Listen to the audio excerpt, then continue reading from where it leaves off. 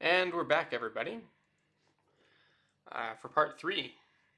So let me just go ahead and see about getting everything where it needs to here for the beginning of this broadcast. I'd like to verify that I am in fact live. I've actually increased my bit rate for streaming a little bit. So it looks like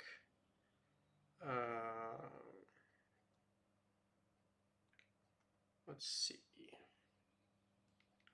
Are we live still? Just checking my audio.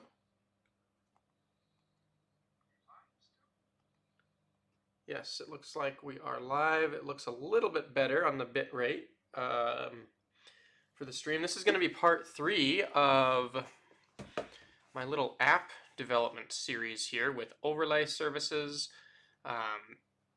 sCrypt contracts, and Babbage's identity resolution services. I would encourage anybody who's tuned in here to check out the, I'm just checking my, yep, we appear to be 15,000 kilobits. And so I'm just checking here, everything is good. And I'm going to share this broadcast on Twitter. So follow on Twitter if you'd like to be notified when we go live. Let me just go ahead and make sure that everything is good. Just go ahead and make sure that everything is good. Okay, so yep, there we are. Let's go to Twitter here and say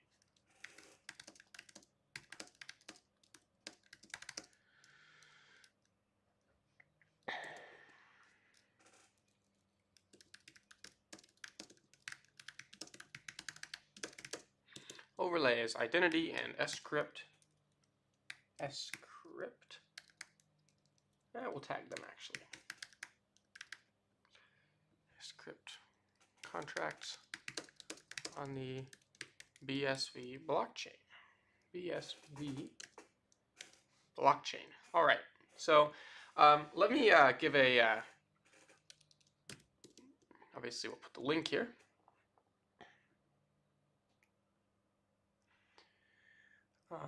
Okay, so that is now up on Twitter. And now we'll go back to our code editor. So let me give a brief recap here of where things were last time. We're building this meter app, and it's, oh yeah, I decided I wanted to keep only one terminal open here. And then we have little tabbies for multiple, so we'll open another Z shell. First one's going to be our front end. We're building these this app for having these little counters that you can increment and decrement, and we're tracking that with a BSV overlay network here.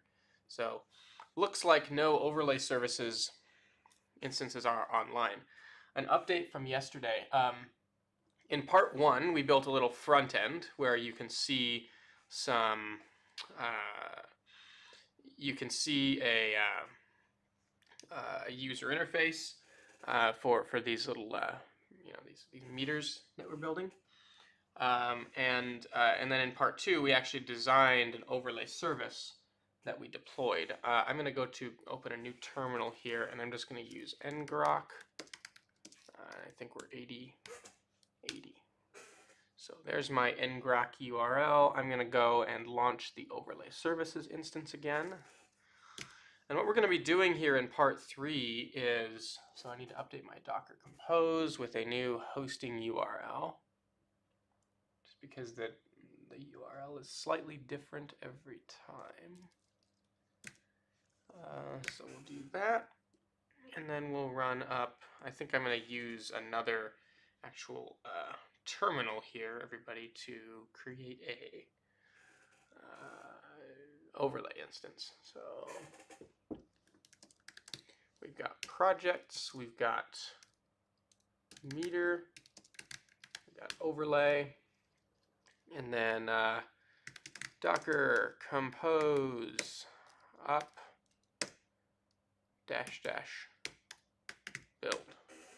So this will give the logs for all this stuff as it comes online, and we're gonna try to bring the overlay up, and it looks like we're just creating some things here. I am gonna grab my private key and verify that we do in fact have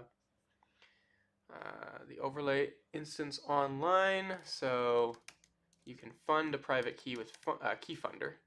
But here I'm going to go to Ninja, and actually I already have it loaded, that's right. Okay, so this transaction, this very new one here, I think is created at, is it the 27th at 1801 UTC? That looks correct. Okay, right, so I'm going to assume, and I'll show this here, right? So we changed our hosting URL, which means that our ship and slap advertisements are going to be updated.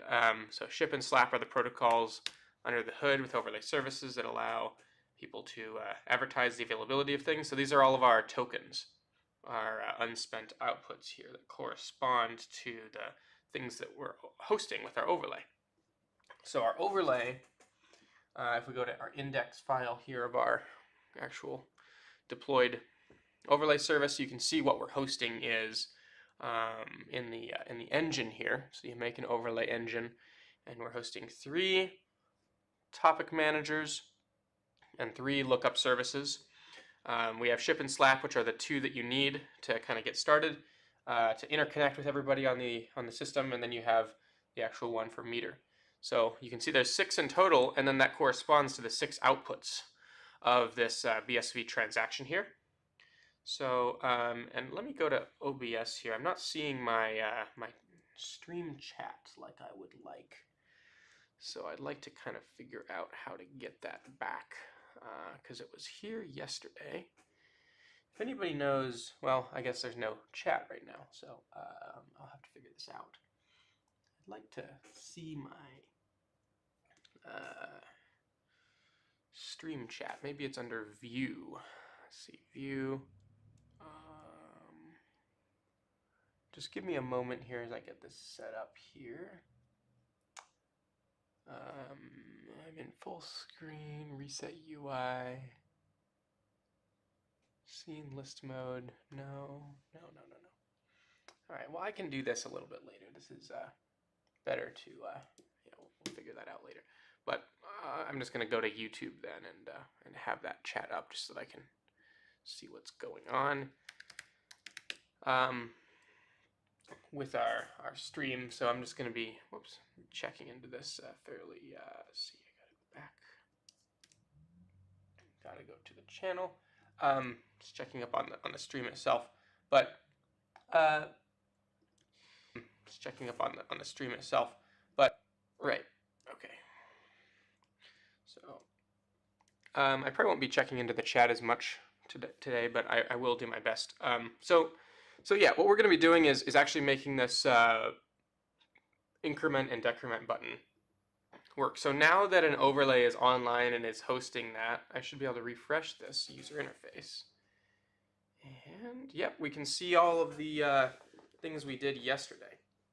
So yesterday, we were able to create a new token and broadcast it to the network. And I did fix the bug with the timeouts. So now if I refresh this, things load fairly quickly. It looks like there's still only 2. Let me reload that. Maybe there's a caching thing, or no, only 2. Weird. Well, but the overlay should,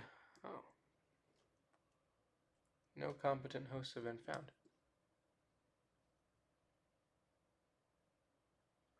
All right, well, I'm not exactly sure what's going on there, but what we want to be doing is we want to be able to increment and decrement each of these counters, right? So we can see who created a counter, and we want to be able to make these go up or down and actually make that happen in real life. right now, each counter is represented by a UTXO. The UTXO is from an sCrypt contract, and that sCrypt contract is on the overlay. So the overlay keeps track of the UTXO that represents the little meters here in our little application. And so we want to be able to actually use these. We want to be able to spend the token and then recreate it and all of that. So let me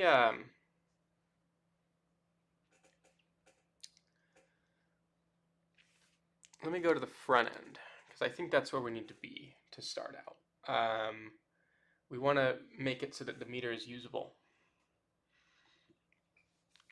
We have a function here. Let's go through the first function, right? Which is here we're loading all of the meters. So we're looking things up. We're parsing out the meters as sCrypt contracts, and then we're being able to put them on the screen. And this is a function that when you create a new one, as we showed, it puts it, it creates it, it sends it to the we're sending it to the meter topic manager there on line 110. But we still need to be able to, obviously increment, because what we're looking at fundamentally here is an sCrypt contract that is a counter. So we need to be able to, increment the counter. So you got increment on chain, and you then we make sure the balance does not change,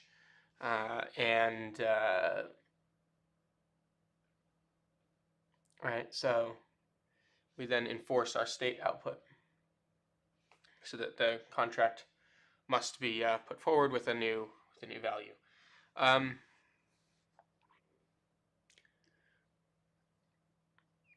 If I go and look at some existing code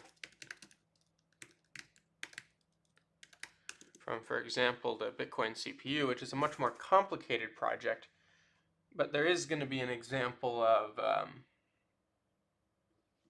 actually updating a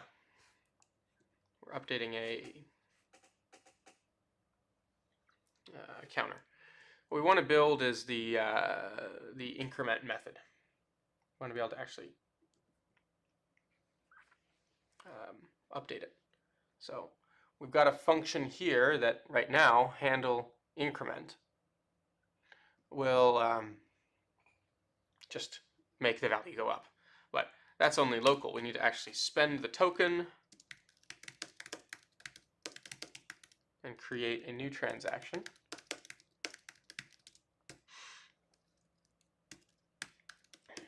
And then we need to send the to the overlay network, and that way everybody can see this token get incremented, because overlays are how you have shared state across different users. So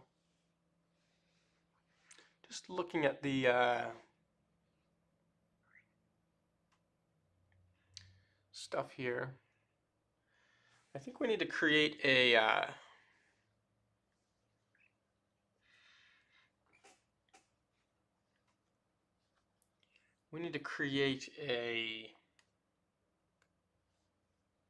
instance of the meter contract from the locking script, because the locking script is what actually describes the token. So right now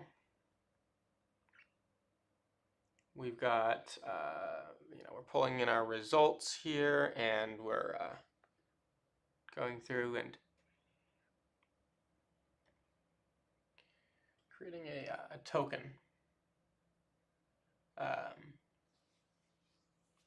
And the token type, if I jump to what that actually is, contains some things that I don't think we're incorporating. We've got inputs, mapping responses. We've got an output script, which we need. Number of Satoshis,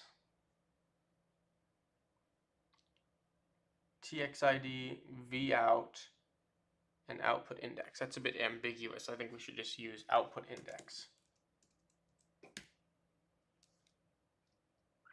And then we have locking script versus output script. I like locking script more. I think it's more clear. So there appears to be a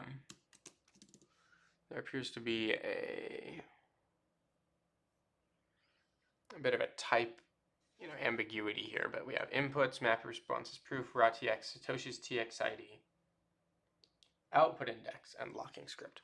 I think that's enough, and this is going to be a string. I think we can decide, and that way, no matter where we are here, we can actually create this. So let's actually make this type be correct, because right now it's not, right? We're just saying as token, but if I just dot that, right?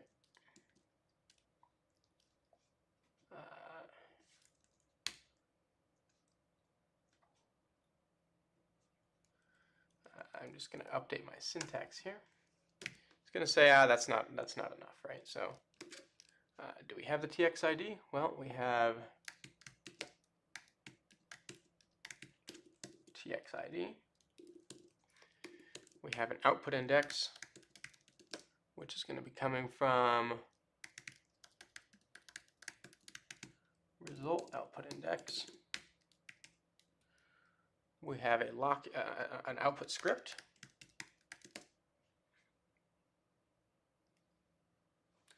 I think that's called script. And then we have Satoshi's tx dot output sub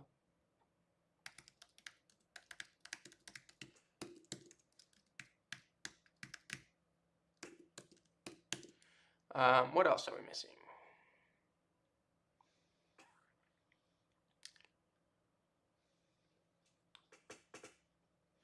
Is missing the following properties. Okay, we got raw TX and locking script. Oh, I think we decided on locking script, not output script. That's correct.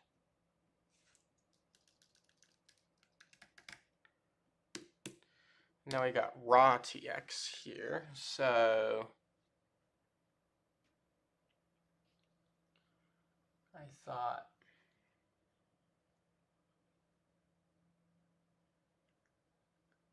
we had locking script, or sorry, raw TX here.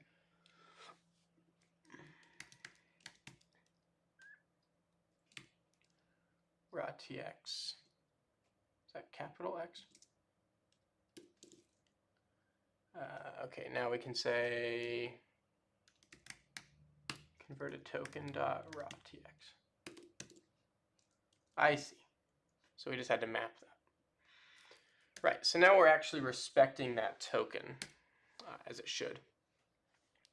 And it's not going to even require us to say as token because it's implied, or let me see here. So we're saying, well, it's not a size, so we know we're saying this is as number. And now let's see if we can say as token or no. Let's see. So I'm just setting up some types here to get started. Expected type comes from property token. I think we'd have to as. Okay, I'm just going to say as token here. We're telling the compiler that that is actually going to be correct. All right, that compiles successfully. It looks like on that side of things. I'm going to copy this as well, so that when we create a new one, we're properly respecting it, because I think we're not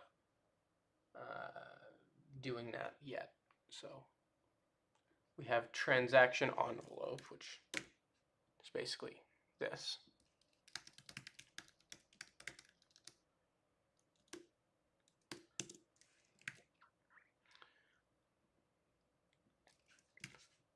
So that's going to be one of those.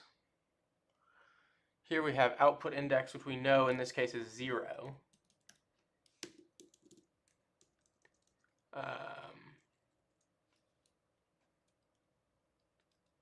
think TXID is not required because, okay, and then what's the script? It's got to be called locking script.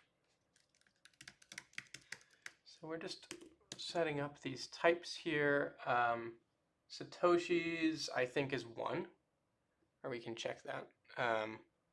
Yeah, Satoshi's is 1. All right. I think that's going to do the trick. And now we know that we have a token type that is consistent, which is important for when we want to redeem. Because when we want to redeem, right, when we want to actually spend these sCrypt tokens, now that they're in the overlay, we want to be able to have a consistent type. So now we can actually spend the token. So how do we do that? Well, we need to create, now we know we have a locking script, which is important. So we can say meter contract, contract from locking script. Let's fix our type errors here. And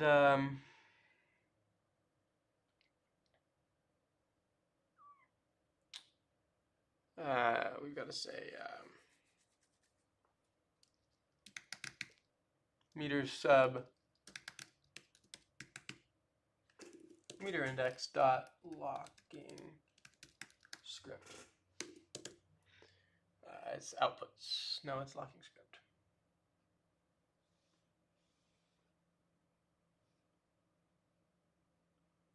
Oh, dot token dot locking script. Okay, so I'm going to actually pull this out into its own variable.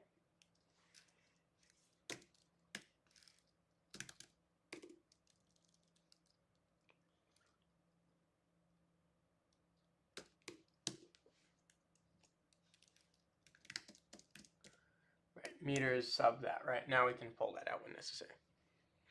So now we got a meter instance, right? And what we want to do is actually spend it. So to spend it, we call unlocking script is await get unlocking script, and it passes in self, and we have to call and do all of these things. So here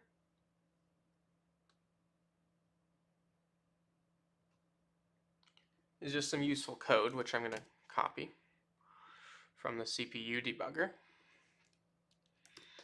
And I'm going to say, all right, so unlocking script is await meter dot. And of course, get unlocking script is deprecated. Yes, we know, but I'm calling on, I'd like to have them undeprecate this, because I know they want everybody to use the connect to wallet thing, but it just doesn't work well for Babbage applications, so we're not going to use it. The get unlocking script thing is what we're gonna use here. So BSV TX is new BSV.transaction, and I think that's required because we have to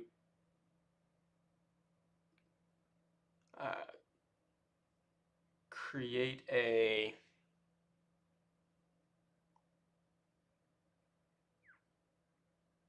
just trying to read this here.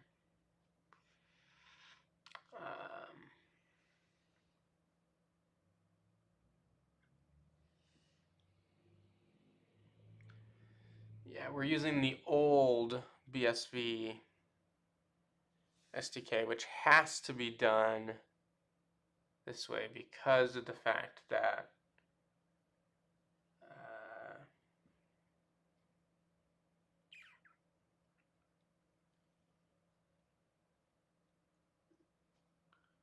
so that way we can import that from there. But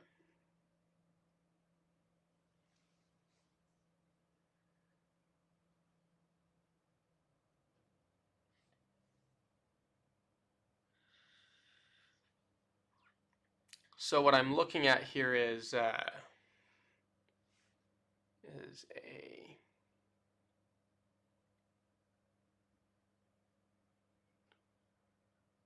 let's see, SDK signature. We're missing a bracket here, but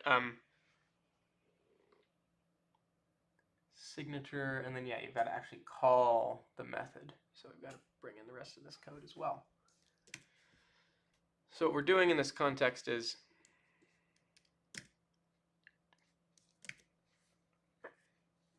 we're going to try to spend the sCrypt contract using these. First and foremost, first order of business, right? That's async. Secondly, we need to import and use old BSV SDK stuff. So like actually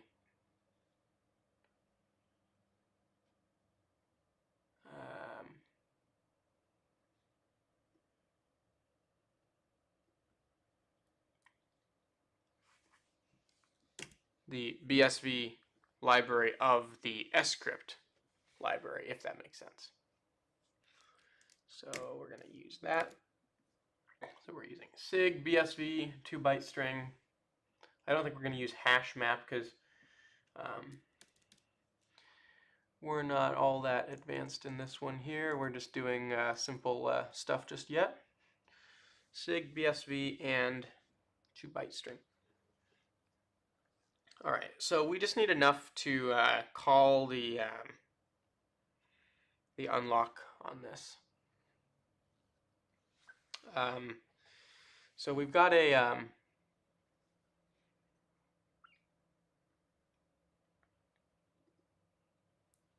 handle increment. We've got a locking script, unlocking script, which we're creating here. Creating a new transaction from the TXID of the token. So it's going to be m.token.txid. Output index is m.token. I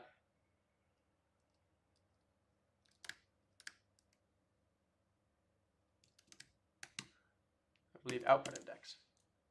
Script is got to be m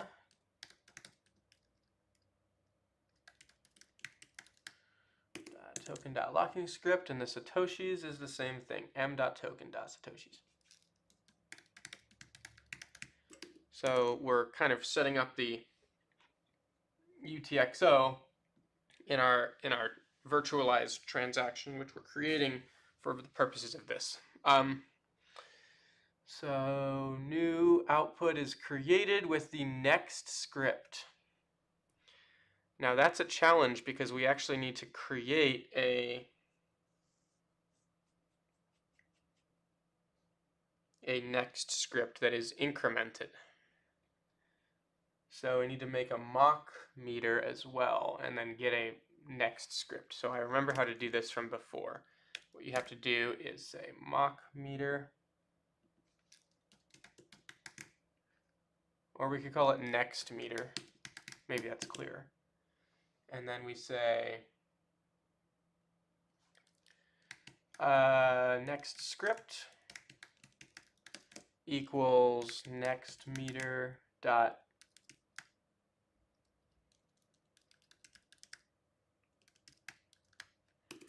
and let me verify this against the code that's in the old CPU debugger.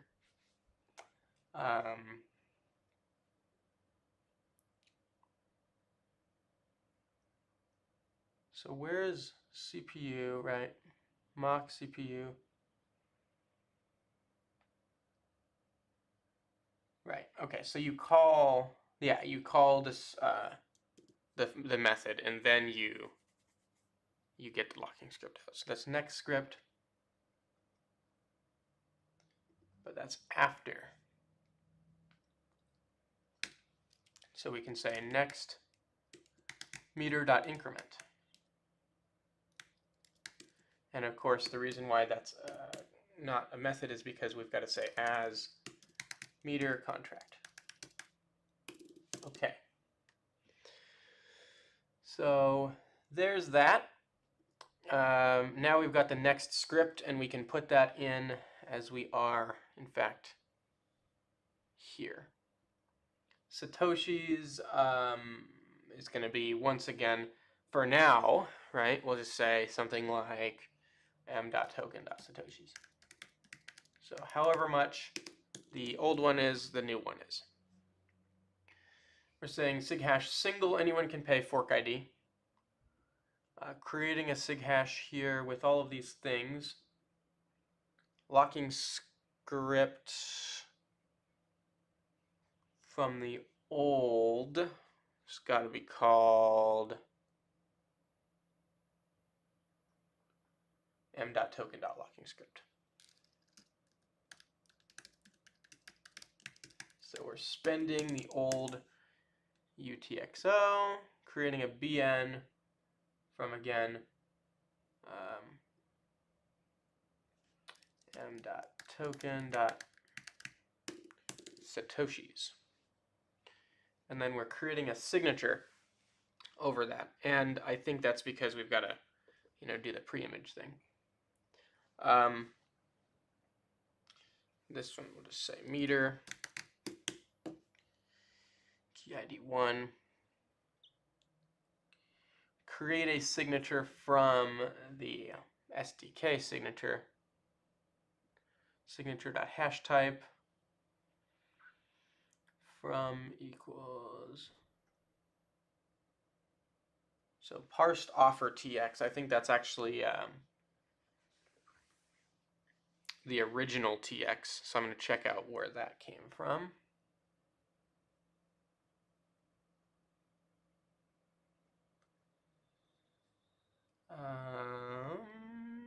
Looks like, okay, parsed offer, so it's new BSV.transaction from the raw TX.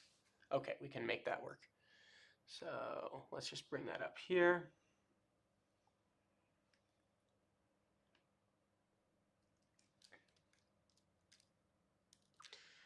Let's just bring, okay.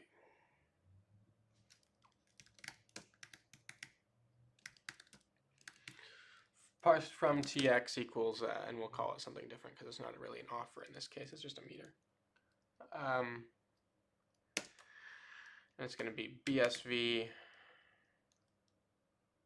let's see, new BSV dot transaction, and then we're passing in the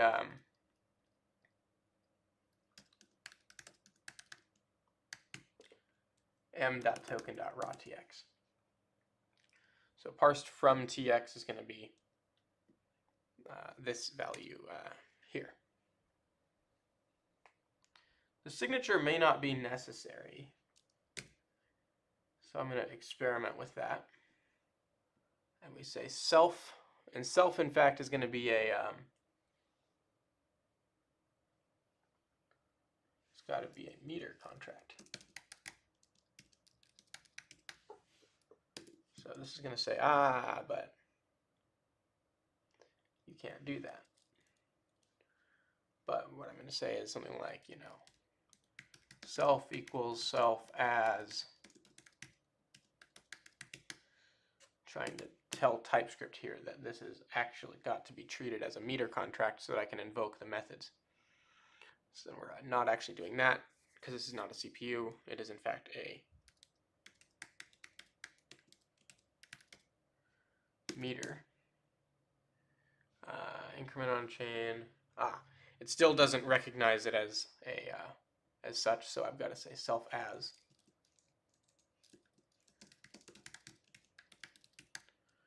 Okay, a meter contract can increment on chain. It doesn't like this because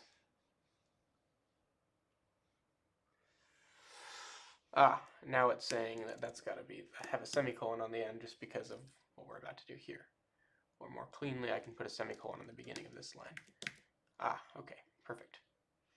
Increment on chain, this takes no parameters. So interestingly, I think we may only need that transaction for the purposes of doing the state enforcement. Yeah, because we're not validating a signature here. Anybody can increment any meter, making a few of these parameters unnecessary. I'm just checking whether the signature is set or used in any other places here. Yeah, I really don't think we're needing to deal with this stuff. I think we really just need to create the, and we may not need to sign assign that there either. Might be a little bit of a simpler piece of code just because of the way that we're setting this up here.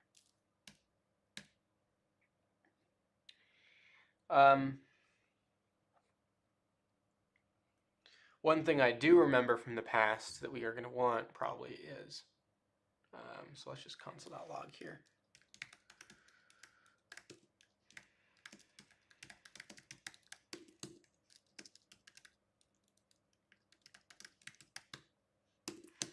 So we'll log that unlocking script once we create it, right? But basically, we need to create the transaction and then set these properties so that when we do invoke that, it will be able to build the state output, and then have the script kind of unlock the old one because we're giving it the old transaction.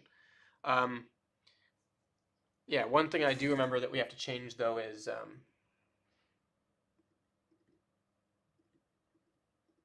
in the contract, I think we have to add a sig hash because we need to use that one sig hash type that is compatible with Babbage tooling currently. So I'm going to go to contracts, and there are ways using a thing called sign action.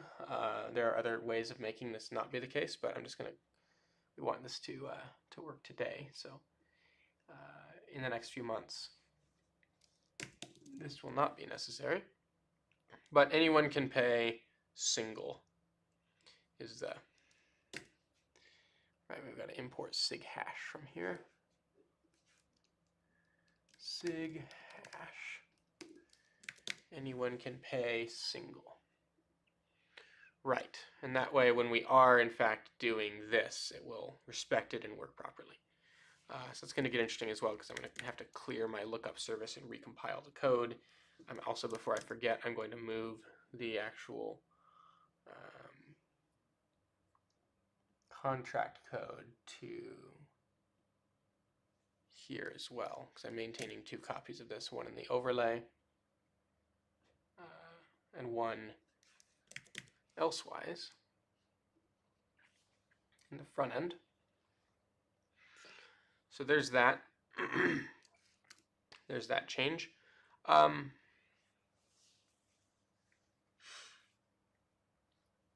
Okay. And let's see if I can now build the actual, see, I'm going to create a new C shell terminal. CD front end.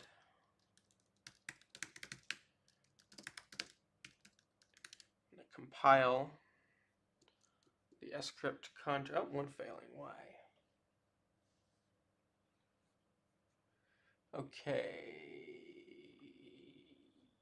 Transform failed for this reason.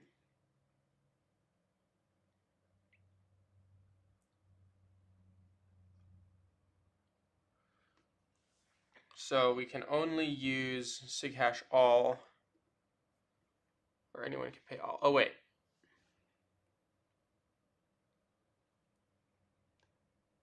We're using anyone can pay single on all of these. I'm not using sig hash all, am I? Line 32. Let me go to my contract here and actually see whether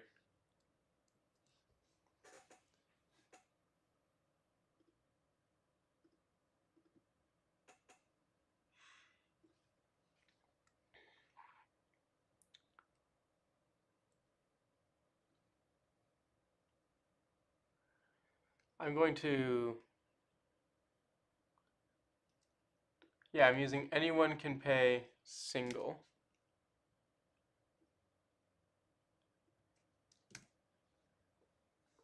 I'll try to set this one because of the line number. I'll see if that fixes it. No?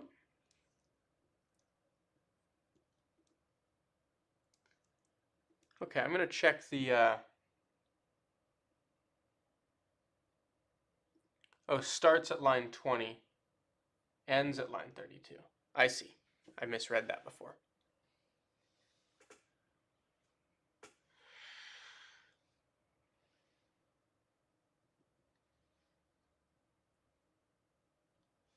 I'm going to read the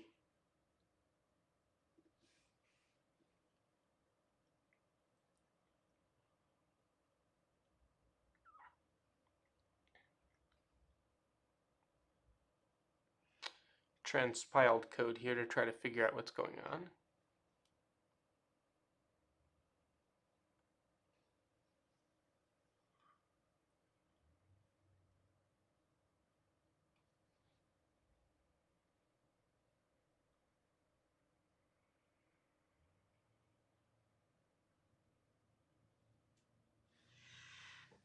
Right, so we're not using shash all, are we?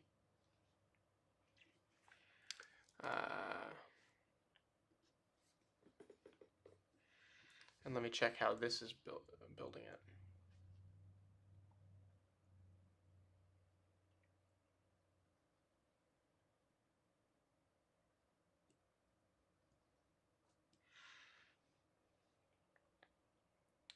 So here's an example of using sghash anyone can pay single.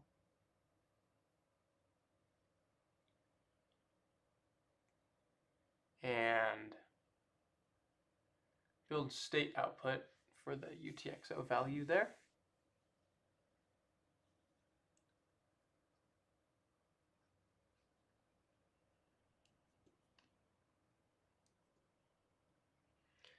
So starting on line 20, ending on line 32,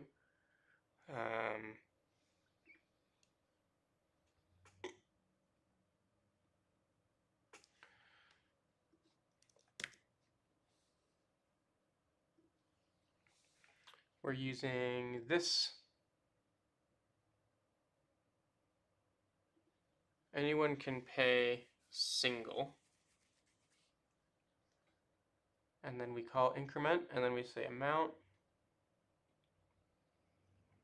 We build the state output. But we don't need to build a change output. Right. So here we're actually removing that.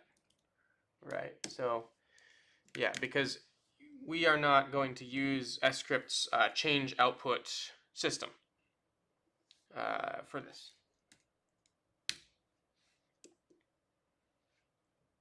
Okay, that worked. Great.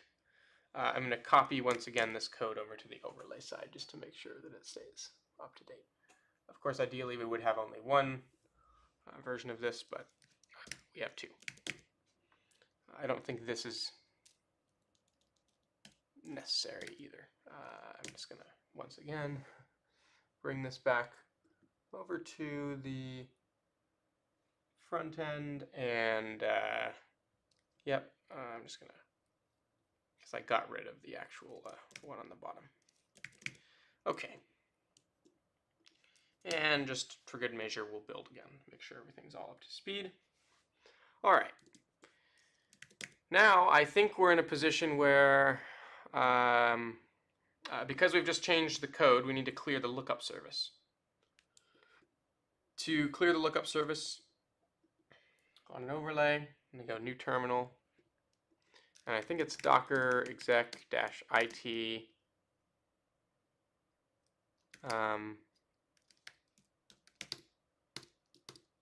overlay Mongo sh. Show DBs. We see production overlay lookup services. Use that.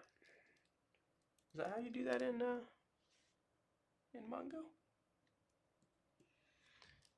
Okay. Is that? I'm still learning my. All right. Ship records. All right. Meter records. And then what is it? Meter records dot clear.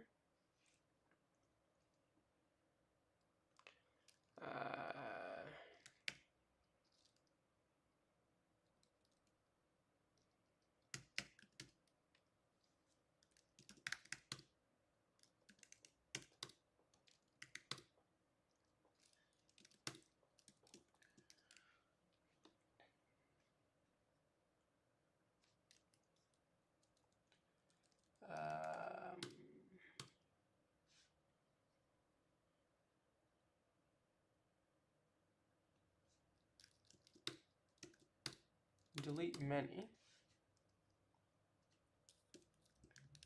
I'm just trying to figure out my MongoDB syntax here. It's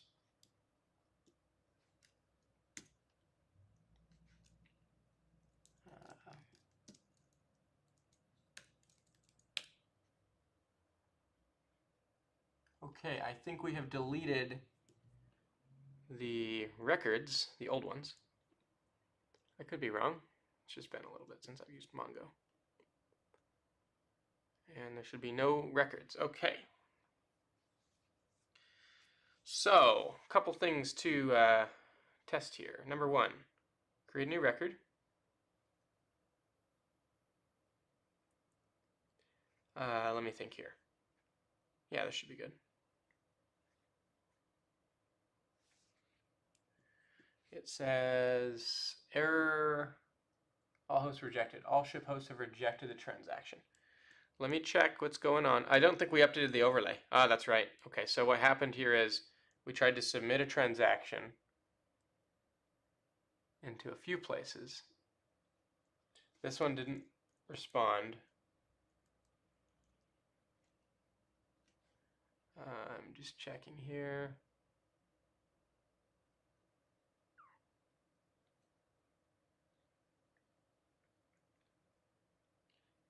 And it should have submitted it.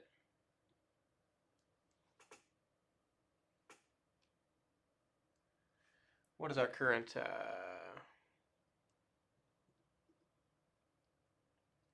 We are F6CF.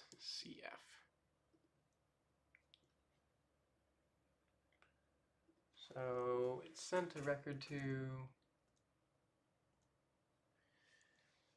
Did it ever send it to?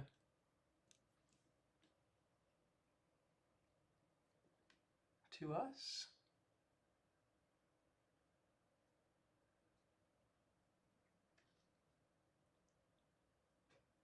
It should have actually.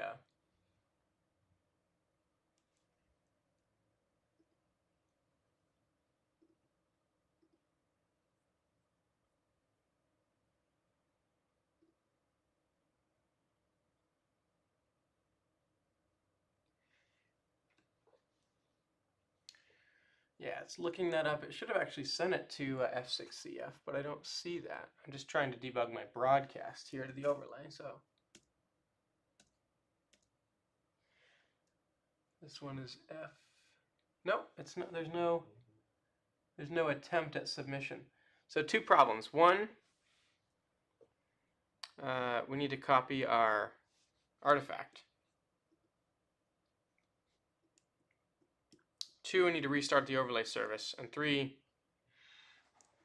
so three problems. The broadcast never made it to the place we wanted to make it to.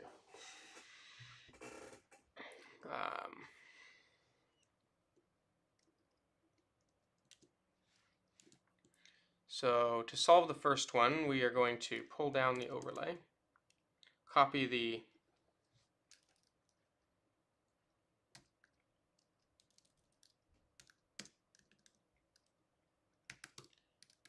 artifacts to our artifacts folder, checking whether that was modified. It looks like it was. Okay, as expected. All right, that's done. Yeah, then we want to bring up our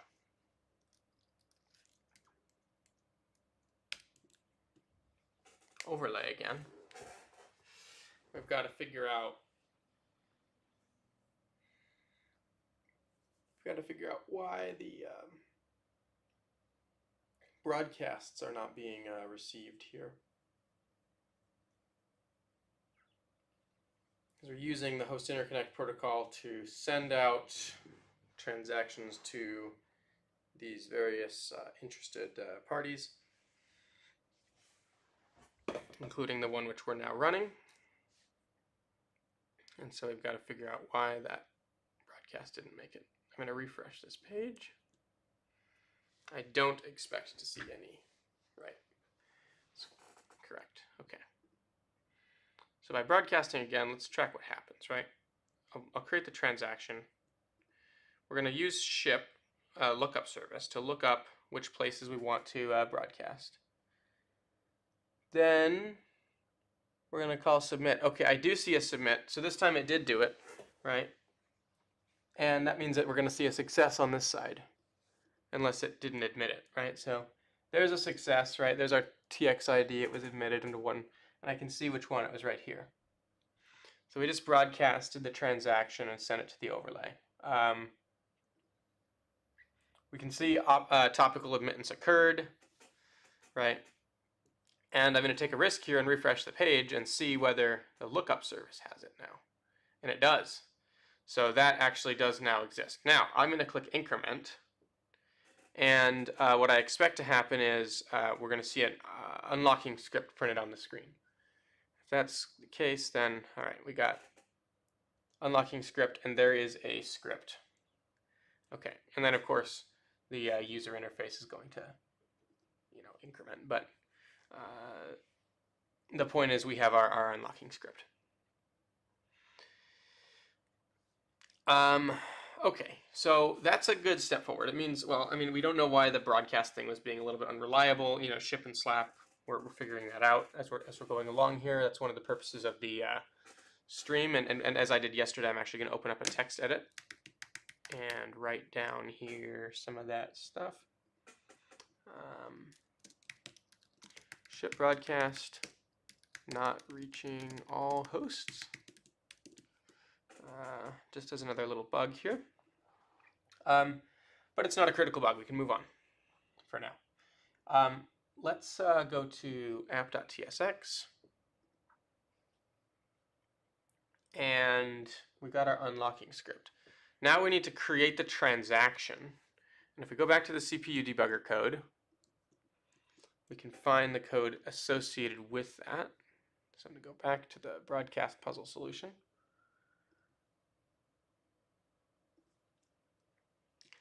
And in here,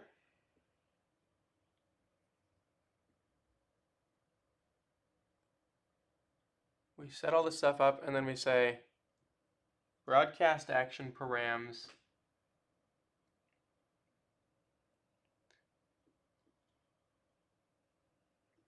and then we create the transaction. So now that we have an unlocking script, let's actually use it. So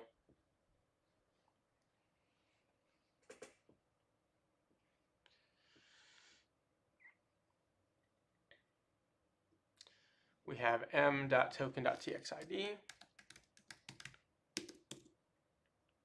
We have m.token.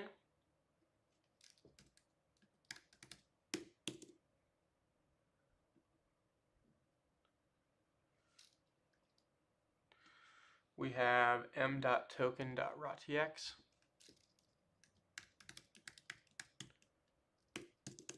Capital S this time, or capital X rather. And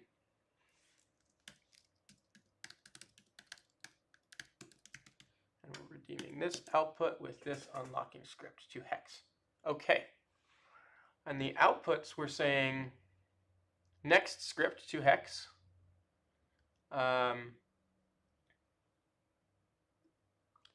M.token.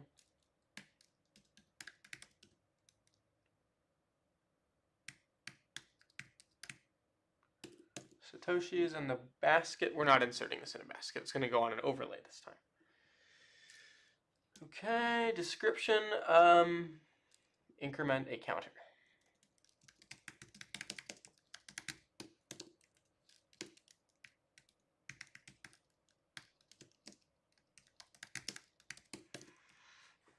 counter token.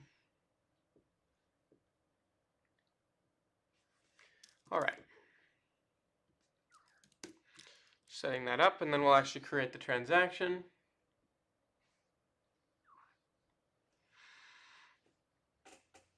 Then we'll say beef.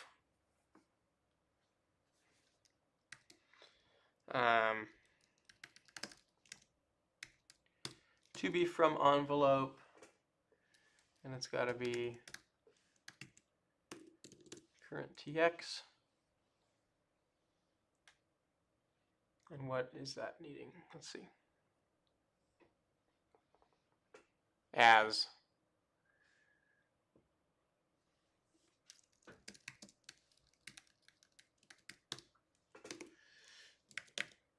Okay. So that does not return a promise. Okay. Now we can broadcast this transaction to the overlay.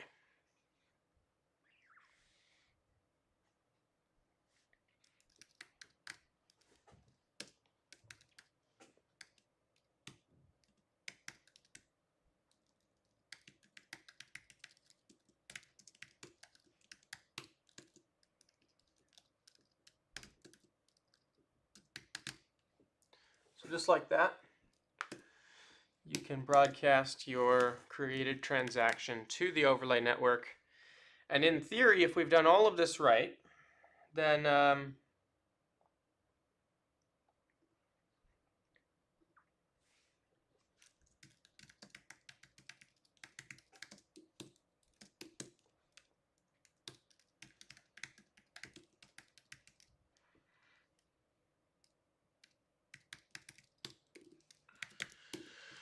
we should be able to increment a token on the overlay network. So let's go ahead and broadcast that. So what we're doing is we're using a stateful sCrypt contract, tracking its state on an overlay, and then broadcasting. So let's go ahead and just increment the counter. Creating a transaction now. Before we weren't. Transaction is created, presumably. Checking the network tab to see what's going on here. I don't see any network activity. I saw create action. Create action is pending. Oh, odd.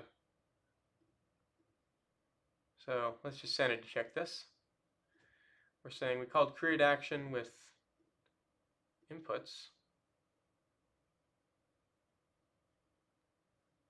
right? Outputs to redeem. There's an unlocking script there.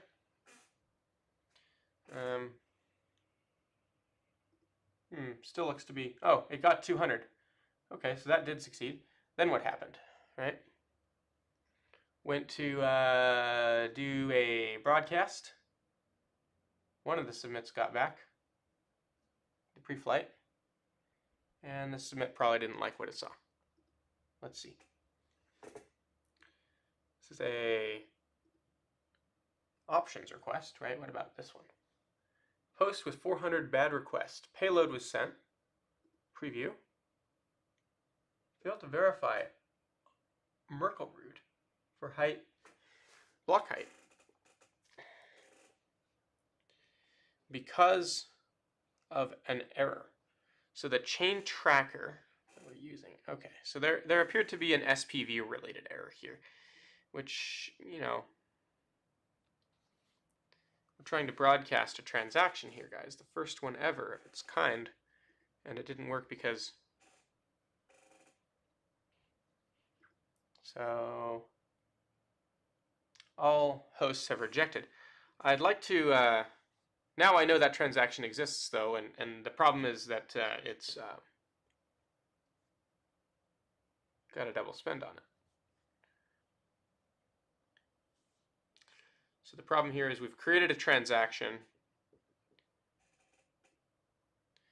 This is a double spend.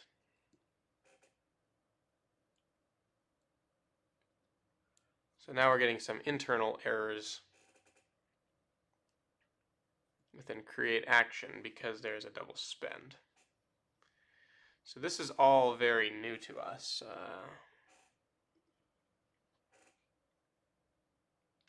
Right, I'm gonna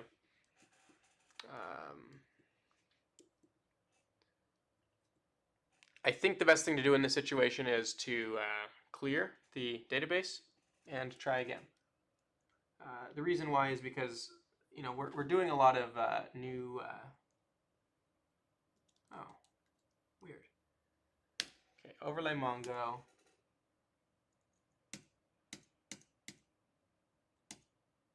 Use that.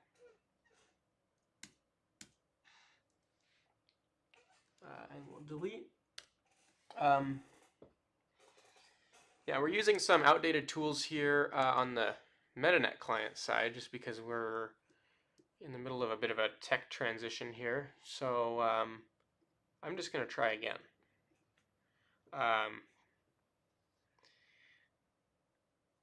The fact that I'm actually doing this live stream at this very moment is a bit crazy in the sense that I'm in the midst of a lot of shifting sands with our, do we have topical admittance? It looks like we do. Okay, let's try to increment. There's a lot going on behind the scenes here with our tooling and whatnot, but let's just see if we can't create a transaction and broadcast it. Okay, I think maybe it worked. Let's see. I'm just going to grab this submit here. It looks like a post with 200, and the response is that we have topical admittance and no coins to retain, which is as expected. Okay, so now if I refresh this page, this should still be at 2, guys. All right. So I think that everything just worked. There are some, of course, there's a bit of jankiness with our tooling, but what just happened is we can now increment an sCrypt contract counter on an overlay network.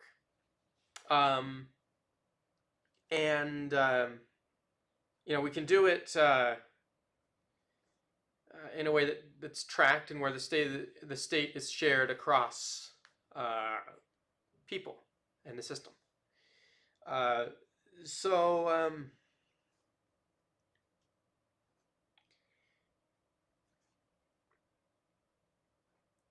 So I think that's a good little milestone. I should be able to increment it again.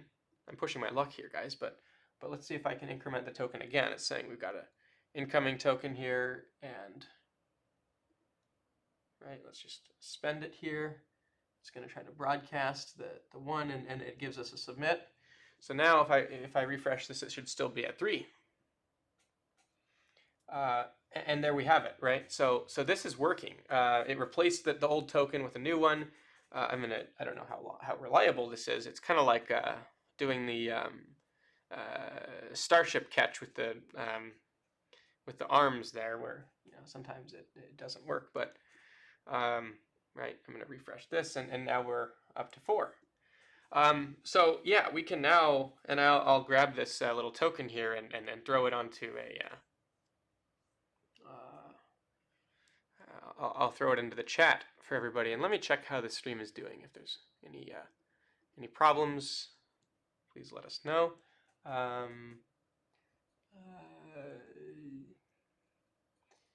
right, yeah, sure. Thank you for that feedback, and what I want to do is grab the.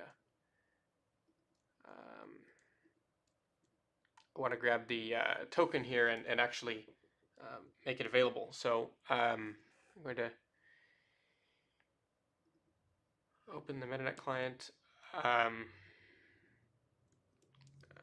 I want to refresh the page here to show. I don't know why this is see, recent apps. I'm going to assume. Okay, here we go. Right. Increment a counter. I'll grab this TXID here and put it in the chat. So that everybody can see on what's on chain as I do. I'll go check the same thing out. you know, what's going on. So I'm going to paste this in, and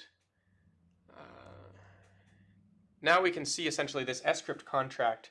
It redeemed a previous token, it created a new one, and we can see the script here. Of course, it's a bit, you know, it's sCrypt, so there's that. But I want to go further, right? Now we have this application, and it can increment on on an overlay, and we have the ability to track the state of the UTXOs, etc.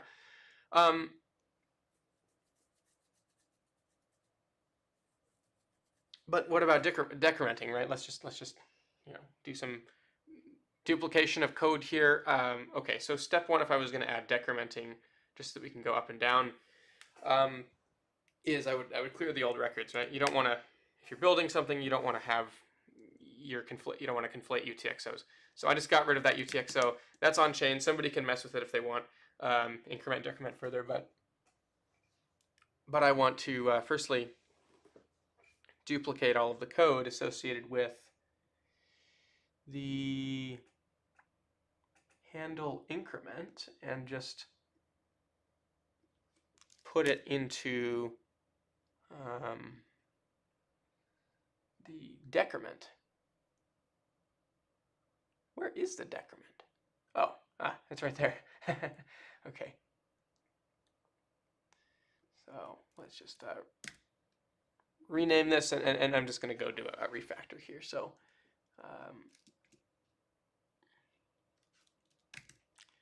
handle decrement, and we got an index here. We pull this out, right? We pull the locking script. We then have, we're going to call decrement, which doesn't exist yet.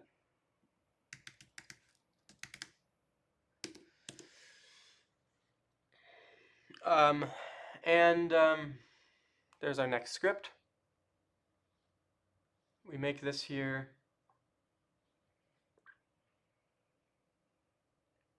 We tried to make that a thing before. I don't think that's actually doing anything. Just reading this code here, seeing where I need to change it to get to the point where we're actually doing what we need to. We're going to call decrement on chain. Of course, that's not a function yet. Got unlocking script. We're going to broadcast transaction out to the network. We will decrement a counter. I suppose we can also add a spending description in here.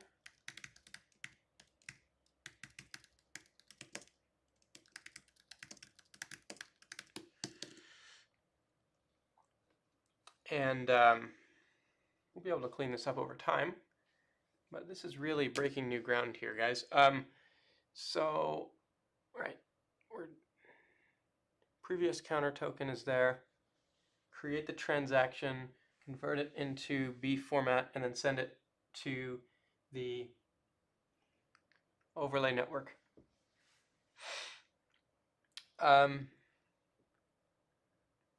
Okay.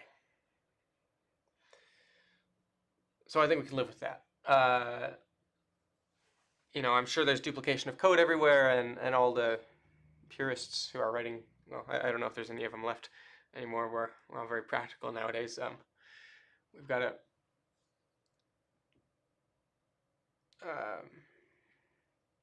say here, this is the previous one, and I made one further change, which was I deleted the line that wasn't doing anything. The self equals self. Right. So let me just do that. Okay. All right. So here we are, and we've actually done that here. And now I'm going to actually modify the contract source itself to add those new methods. So obviously we have a count, and the count can go up, but we want the count to be able to go down too.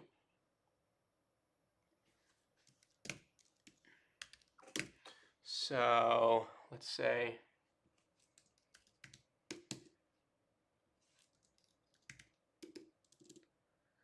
decrement, force the state output, and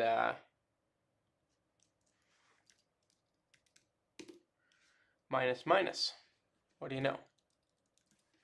All right, now counters can go up and down. Okay, so I'm going to compile this new contract.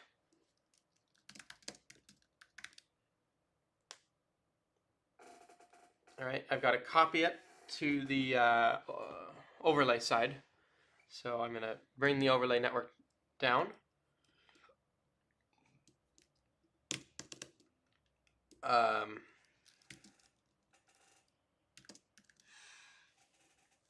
have a copy command up above, don't I? Right. Artifacts gets copied.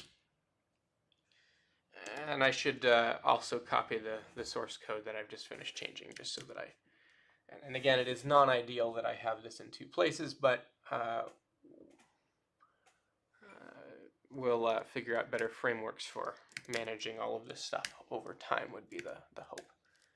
Okay, so that code is now copied in both places and can be used in both places. All right, and now we should be able to decrement. I'm just going to read through the overlay topic manager a bit to make sure everything is as it should be. So we're identifying admissible outputs. We're saying outputs to admit. We have previous coins. And we're parsing the transaction. We're going through its outputs. We're checking if an output is a token. And we are going to admit it if it is. So I don't think there's anything that needs to change for decrement there. We're never retaining any coins. And probably we should. Probably we should retain coins because we want to be able to have a lookup service that can track the history, the lineage of a particular counter, right? Maybe one person incremented it, one person decremented it. Of course, we don't even have, who created the counter yet or anything, but we will add that soon. So I'm just thinking here how much of this we want to do now. If there were previously admitted tokens, I think that for now, a simple thing we could do is just say, well, is that the same type? Let's see. Coins to retain needs to be an array of numbers. Previous coins, I mean,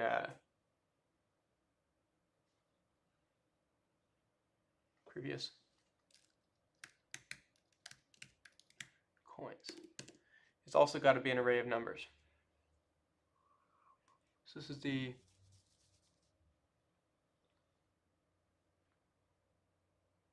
previous coins to consider.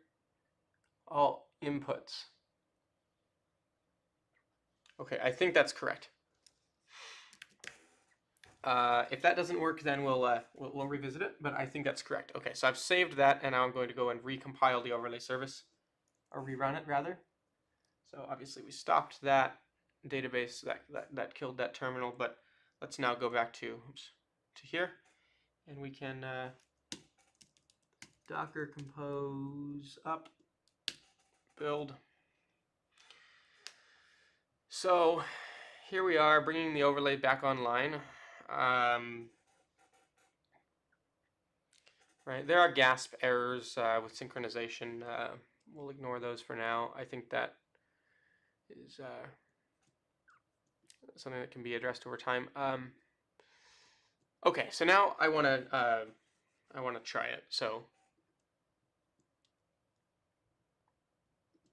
I'm going to refresh. I expect no, because we cleared the database, of course. So let's just create a new record in the system, a new counter.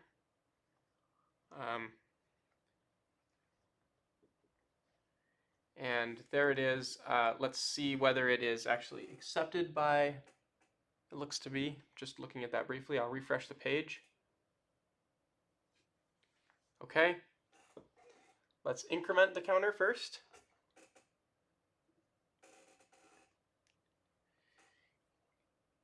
And that appears to have worked. I'm going to refresh it to verify. Counter is now at 2, and I'm going to decrement the counter.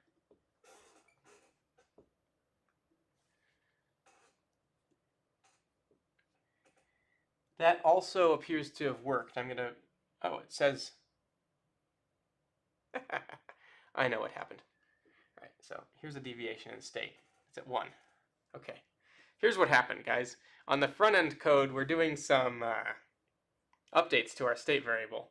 And so I changed it in reality. It said 3 there for a second because I copied and pasted this increment function to the decrement side, right? We have handle increment and we also have handle decrement, but you can see plus plus right here on 231, and that should be minus minus. The reason being that on the decrement function, we actually want to reduce the value. So the internal state of the application set that as 3 when it should have been set as, in fact, 1. So now if I refresh this, we're at 1. We should be able to go below 0. Let's go to 0 first. And it's going to submit that. And we'll go ahead and refresh it. Now we are at 0. And let's try it without a refresh just to see. Decrement should be at -1 in a second. Let's see what happens here. Submit. Now we're at -1, and without refreshing the page, I'm going to hit decrement to go to -2. And so it looks like, without speaking too soon, I just spoke too soon. Transaction rejected. Transaction is invalid. All right, so there appears to be some internal state management issues, right? But I can see we're at -1. If I refresh, it loads it properly. There's some issues with loading it properly if we're not. In fact, did I not give it enough time to update? I may have. No, we're at -2. Okay, so we are tracking this properly. Now I can go back up, right? This is really cool. It's a very simple application, but we've now combined overlay services with sCrypt. And so we can track an sCrypt counter contract UTXO current state on an overlay service. We can then utilize that state across applications, and those applications can consume the history. One of the things I want to check here is whether the submit calls are acknowledging previous state. So let's go ahead and increment the token again. We'll go back to 0. And let's go ahead and just look at this submit call right here, the one that gets accepted. If we look at the response, we see outputs to admit is the first one, and then coins to retain, so it is in fact retaining all of the previous state. Okay, so that's interesting. 0 and 1. Interesting. Okay, so, whoa, I don't know what just happened with my network tab. That appears a bit strange, but let me, whoa. All right, let me try to reset there. All right, that was strange. But yeah, so it looks like we've got it, right? We've got our little MVP working, and this is a great place to, I'm going to write a commit here because I don't want to lose my work, and this is somewhat working miraculously. Yeah, all these tools, they do work together, believe it or not, guys. There is cohesive vision and architecture for the BSV ecosystem. It's just it's going to get more clear over time. I do promise everybody that. All right, so we're using this, and we're going to say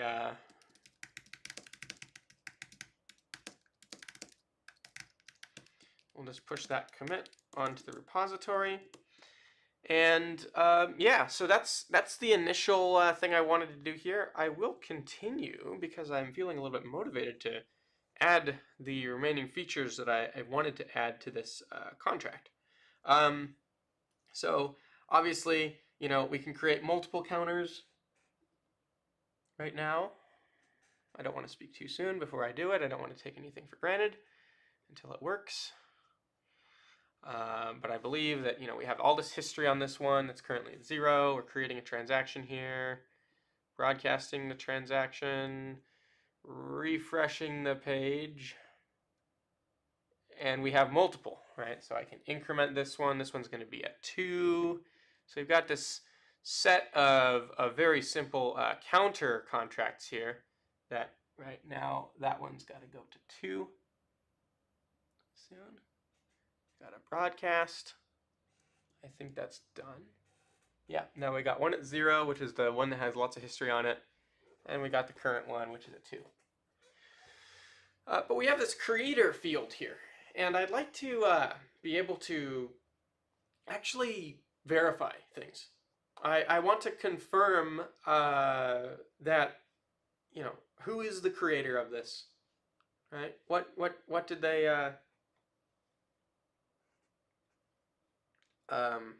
you know, what is it that they've created and whatnot. That's something we can add.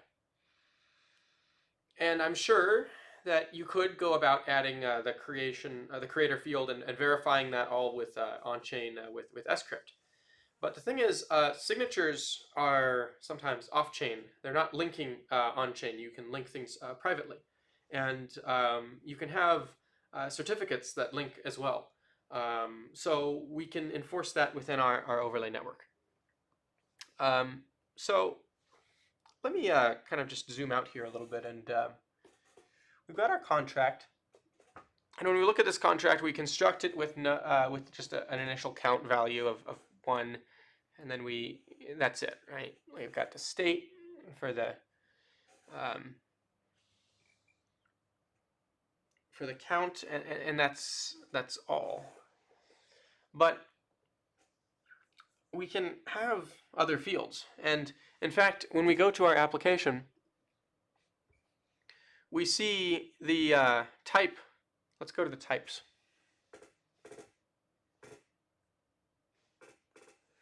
Here we're describing the type of a token, which we set up earlier. But down here we're describing the type of a meter. And it has a value, it has a token, but it also has a creator identity key. And so we want to be able to ascribe who created something. And we want to be able to do this in a way that you know, the creator is associated with the token, at least in some way.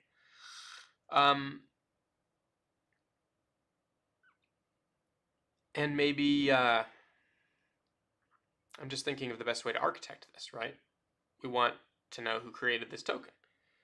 So that way, right now what we're looking at is a public bulletin board of everybody's counter contracts that can be incremented or decremented.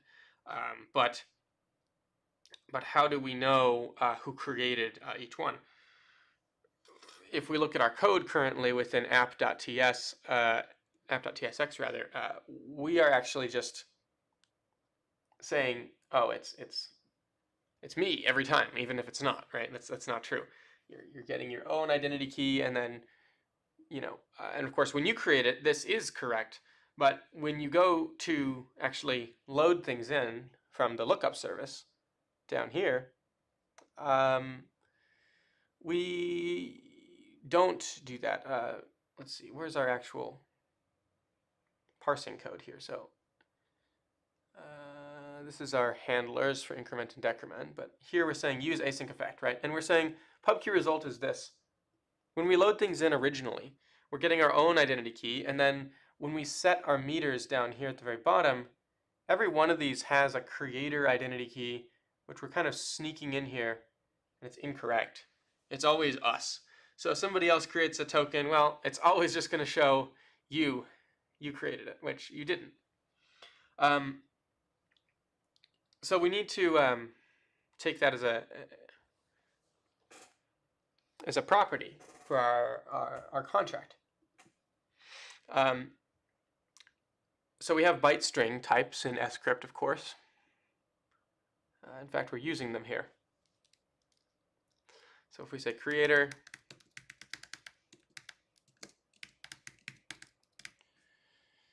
identity key byte string, and then we got to actually take this as a parameter.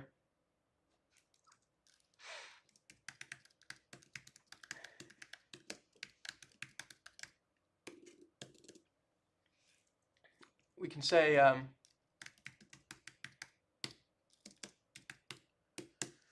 we can set that in the constructor, and we also want this to be a stateful property. We don't want somebody to be able to change the creator identity key once the creator has created the token. So by virtue of creating a token and stipulating the identity key, you're kind of not able to change it afterwards. But we want this to be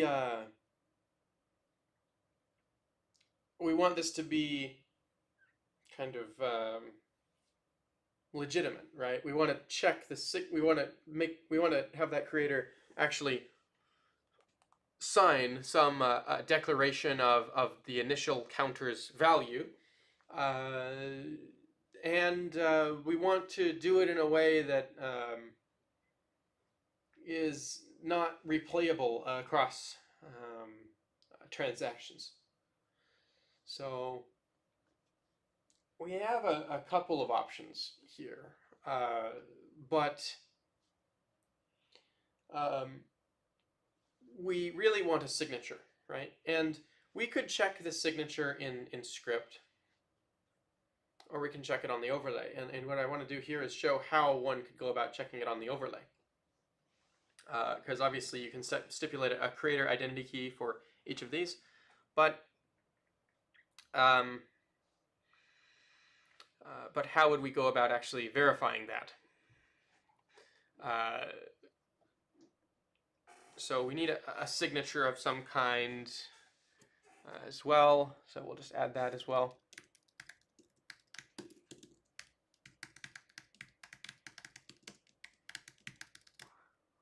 A note, I'm using byte strings here and not sCrypt public key and signature types.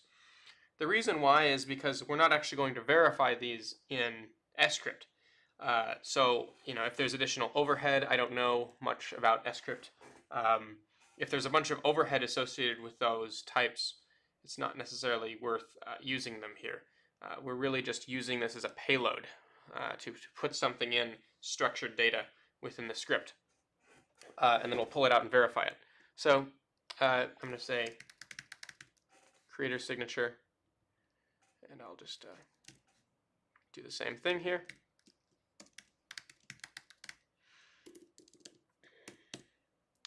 And so there's that. So now we are actually associating a signature with the public key. The thing that comes to mind here is replay attacks, where a user could sign, some message, and then somebody could take that signature and reuse it across transactions or something. That is a real concern.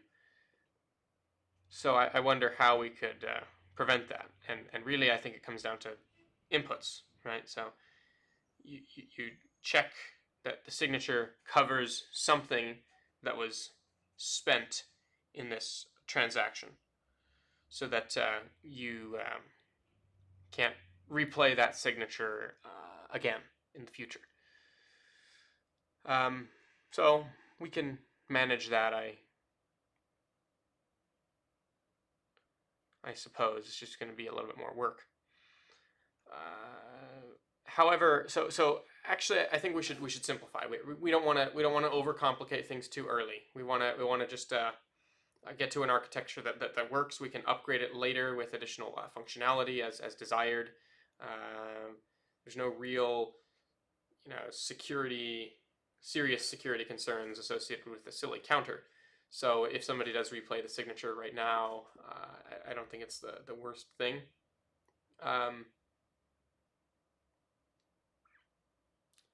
But yeah, I'm just thinking about how that's going to work long term.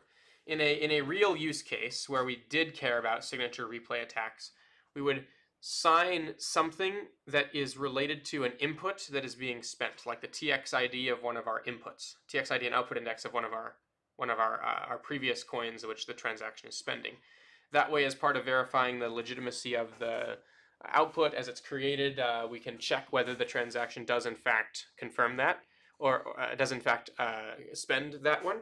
And if it doesn't, then we know that that signature is not legitimate, right? That it was for something else.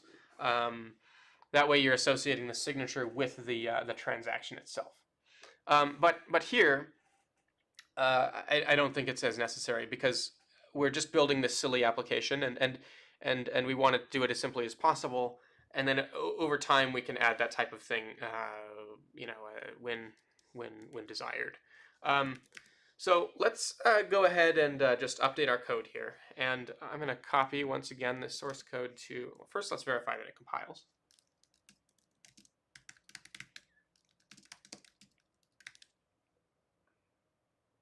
Compile this code here. It does compile. All right, great. And now I'm going to go to the overlay and just paste that code once again in the same place to add those additional properties onto the contract. I'm about to start doing some cool things here with actually data management in sCrypt. So we have these fields in our contract that are just kind of created. We can check them as part of topical admittance checks. And that's kind of cool. But let's go ahead and we compiled this. We can copy the artifacts over. We need to stop the overlay. We need to clear the database. I should have cleared the database before I stopped it, but I'll remember, hopefully. There's the artifacts moved over.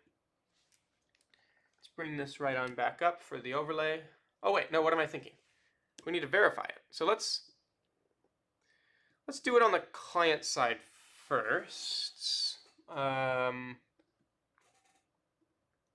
Now that we have this new code,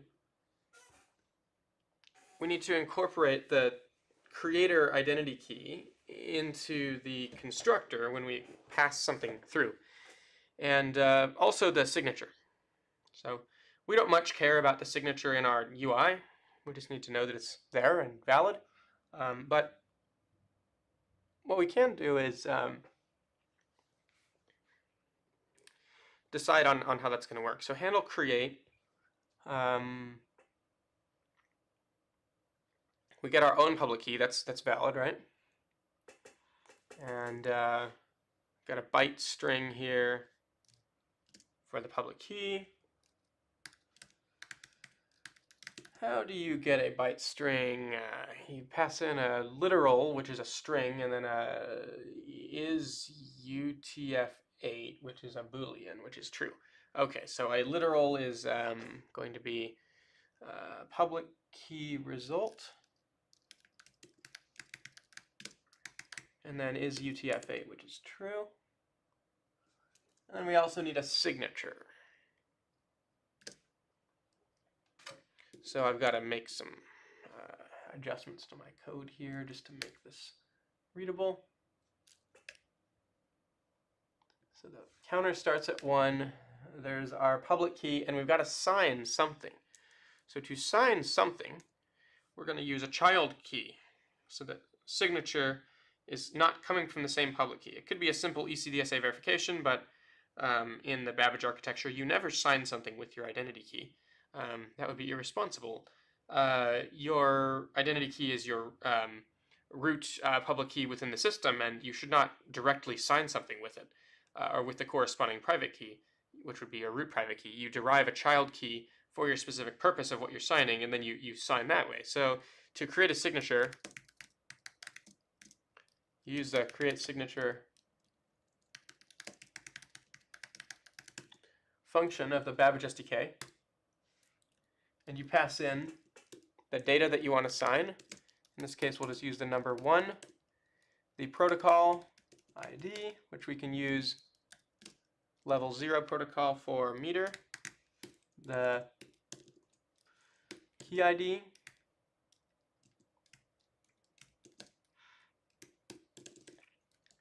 and what is this saying about the data? Why is it complaining about that?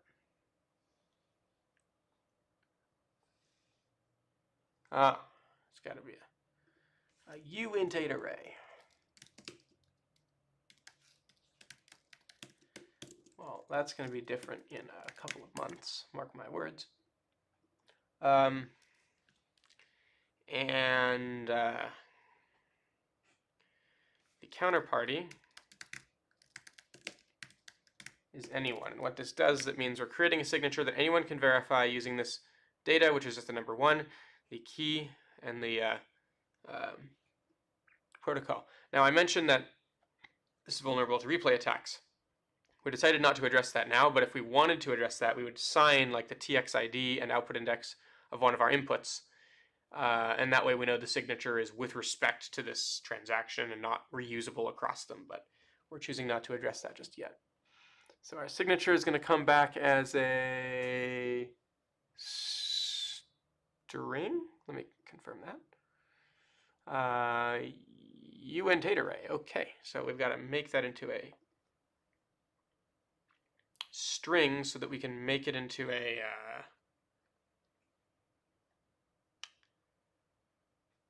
byte string. I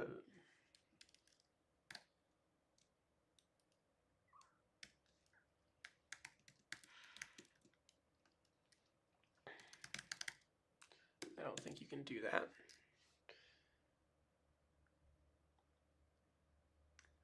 So I'm just checking this as well.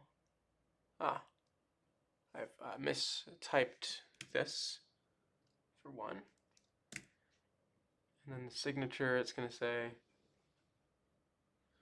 uint8 string. Can I return type? Nope, that's only for encrypt and decrypt, I remember. So the signature here is a uint8 array, and I need to convert it to a string, which is got to be a hex string, I think.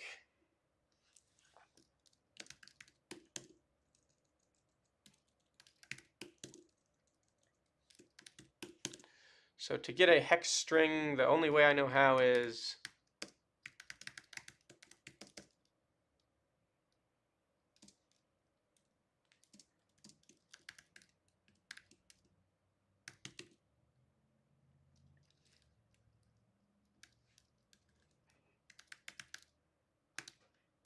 like that. So don't blame me, guys, if I'm doing the wrong thing here, but I want to, nope, BSV SDK. Okay.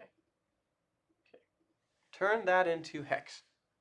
All right, signature hex is a string in theory, and then this is a Boolean, so 2-byte string takes a Boolean, so it's either UTF-8 or hex. I think false means hex, so we're saying take that from hex and make it into a signature. And I think that that actually means we're successfully constructing our contract. So now the creator has to sign the number 1 with this derived child key. And if they do, then everything is working. That way we can associate the creator properly with their tokens. And the only other front-end change that we need to make to support this is now that we're creating that, it should be all good. When we go and pull this out, we shouldn't use our own key. We should instead go and actually look at what this is. So we've got a meter here, and so we need to convert from byte string to hex here. So we've got to say meter creator identity key, which is of course a string, and this is a byte string. So how do you go from byte string to actual string? Is it in fact just a string, or is it more complicated than that? I don't know. I'd like to convert from a sCrypt byte string to string.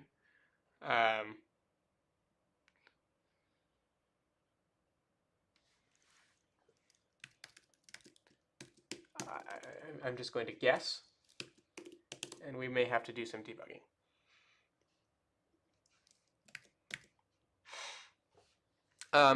Okay, so I think that's okay now, at least on the front end side.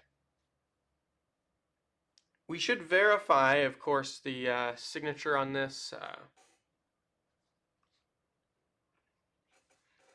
And so to verify, because you get something back from an overlay, right? And you don't necessarily know then whether it's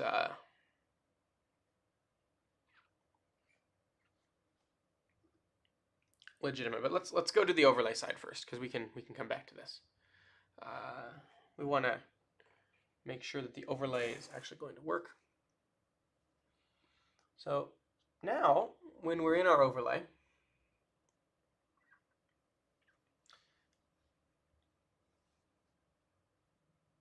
within meter topic manager, we have a few things we can look at. And we've got meter here, and we just log the meter currently. But right, this is where other validation can be enforced. So let's actually enforce some of that, right? Verify creator signature came from creator public key. So what we want to do here is pull them out. I think the public key and we can use proto wallet as well to verify this. So proto wallet is a system that you can set up for verifying signatures from the system. Anyone wallet equals new proto wallet, and you can pass in anyone. Okay, so there's an anyone wallet. So anyone can verify that signature because the counterparty for creating the signature was anyone. So let's go ahead and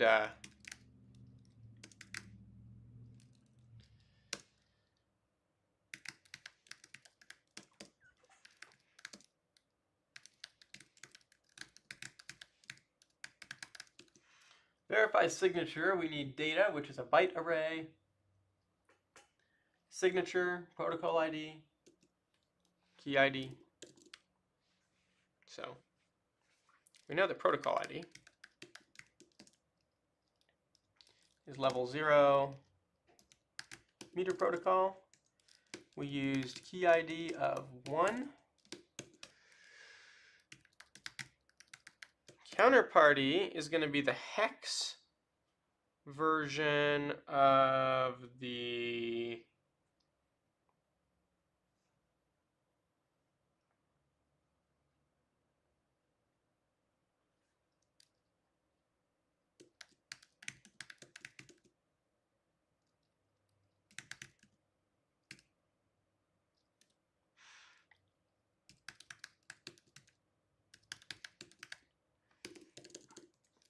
I'm just kind of pseudocoding here.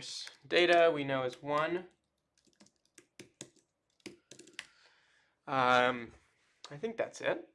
Let's see, what else is required? Signature, of course. We need the signature to verify. And that's got to be utils or no, it's got to be a number array. So we've got to say something like, I don't know, these byte strings are very interesting types to work with. It's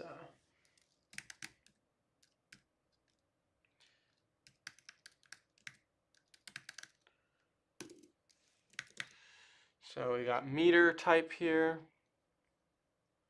And of course we've got to say as. That way it knows. And we're saying meter dot that, right? And it's saying utils dot 2hex. And maybe that can be imported from sCrypt this time, because I don't know if 2hex is a thing. Nope. I imported it from the wrong place.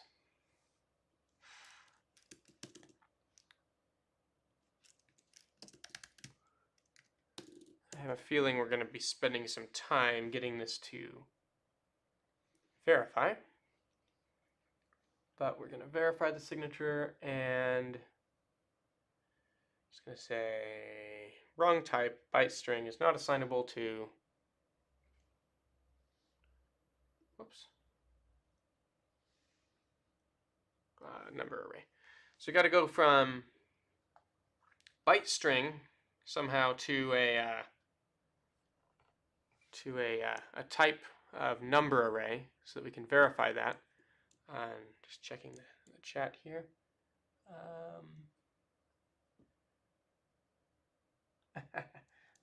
Thank you for the comment there. Just trying to figure out how to get this working now. Okay, so we've got to verify the signature on this. Let's see. Creator identity key is got to be turned into hex. So how do we go from a byte string to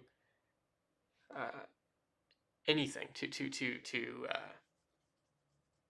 think we could say utils.toArray on the signature type.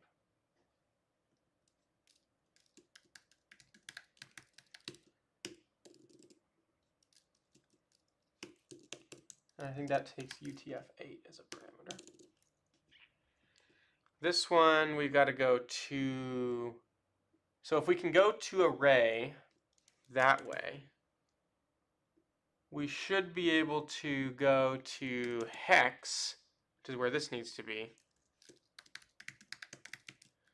by doing something like this. Pardon me, as I move everything around. Creator identity key.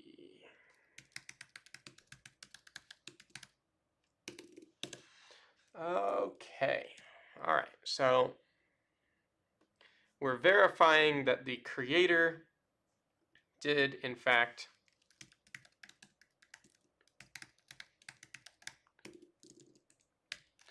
if verify result.valid is not true,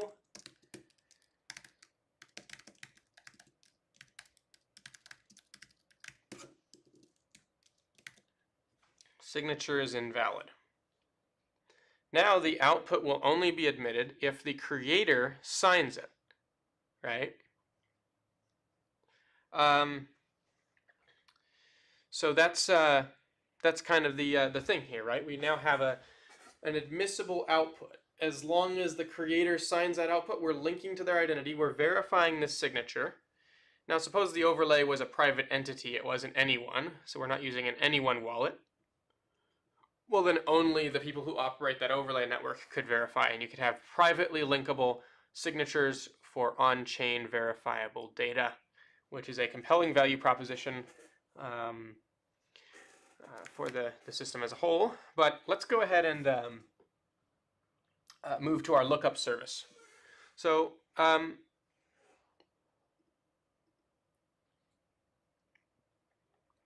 right now, our types are not what we want, because we have a meter record which only has a value on it, and we want to know who created it, right? So creator identity key That needs to be a string. And then in our storage, for our meter lookup storage here, we've got a few of these, but let's database here. We're actually trying to parse this out, and so we need to insert something with a value, but also with a creator identity key. Right, and this is going to get pretty fun pretty quickly, because then I can invite some friends on here and see about creating some of these and seeing each other on here. So we store one with a creator identity key. The deletions are all good, and this is all finding all. So record arrow, TXID, and output index. That's all you pull out of there. Yes, that appears correct. Okay, now we have to update the storage or the lookup service to utilize that. So we've just got to pull it out. So output added, TXID, output index, output script, etc., etc. Meter is new from locking script. Value is that. Creator identity key is, and I will have to go and pull this out of here because I will not go and type that again. Let's just go ahead and put that in something, whoops, like that. Right, so get rid of the comma on the end, of course. And now we're pulling that out of, of course, utils comes from BSV SDK, so I've got to go and import that. And let's go ahead and actually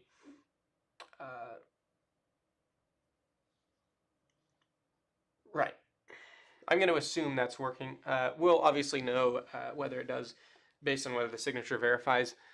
Creator identity key is declared, and so we can pass it in and say something like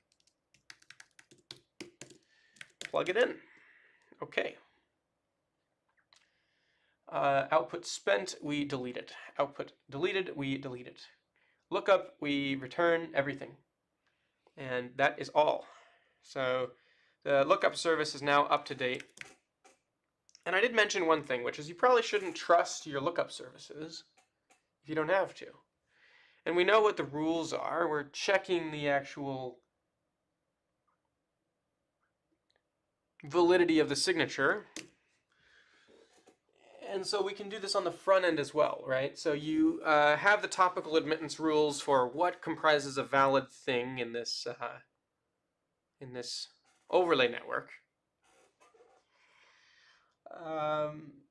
But you go do your lookup here to figure out what your state is from the rest of the system.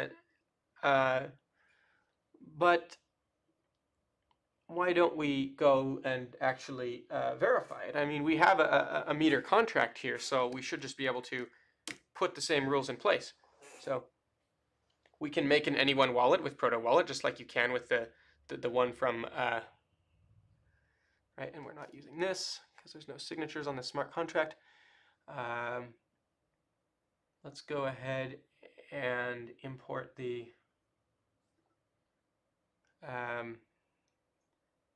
correct thing from BSV SDK. Just looking for it here. Oh, I'm not sure where I find it. Where is that?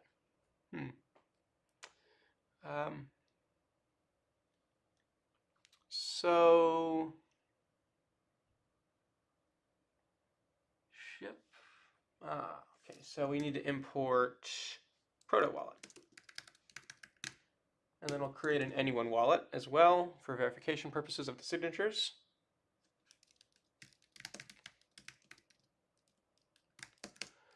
New Proto Wallet anyone. So we got the anyone wallet, and we can now verify the legitimacy of our tokens once we create them. So, or once we pull them in. So protocol ID, key ID, and we're saying to array meter once again. We're verifying that, and whoever's creating it. Okay. I think if I've done this properly, I believe that we are actually now able to, and I may be doing this wrong.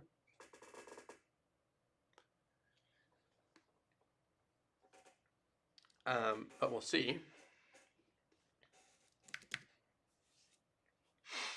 We may be in a position to actually, let's see what errors we got. No, no errors. All right, let's launch the overlay again, I think, is the next thing. And then I got to remember to clear that database.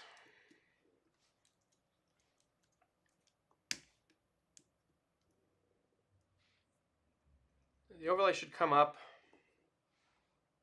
Okay, we got, is it a bad error?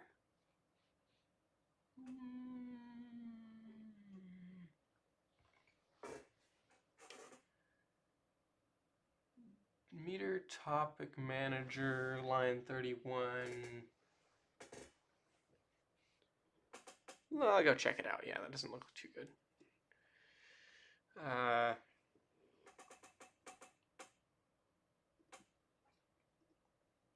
What's going on here? Line 31.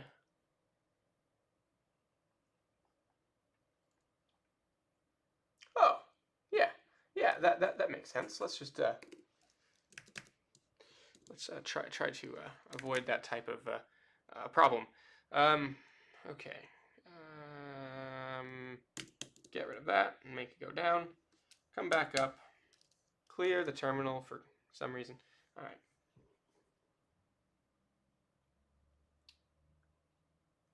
That looks a little bit better, just slightly. We're good. Everything's good. Okay. Go to the database and clear the.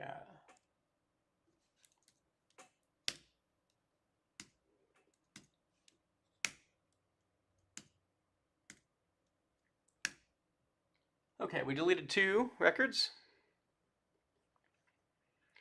And I should now be able to use the front end. So here's the moment of truth. Create. Oh, what happens? Cannot. Signature is not iterable. All right, what is the cause of this? Let's go to the console. Line 108. Should be able to go back, find the signature. Oh, wait, 108? Oh, no, 108.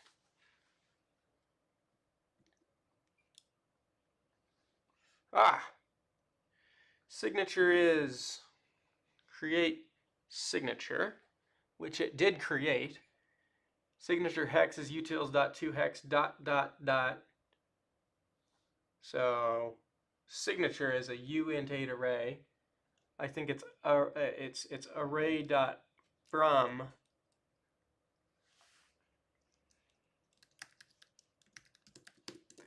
uint8 array.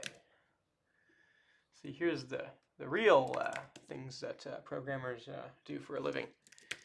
All right. Okay, let's refresh this and try again.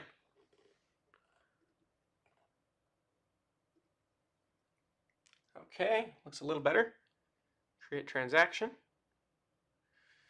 We see some errors as expected. We're going to try to broadcast. And it looks like it created the transaction. It looks like we have successful topical admittance.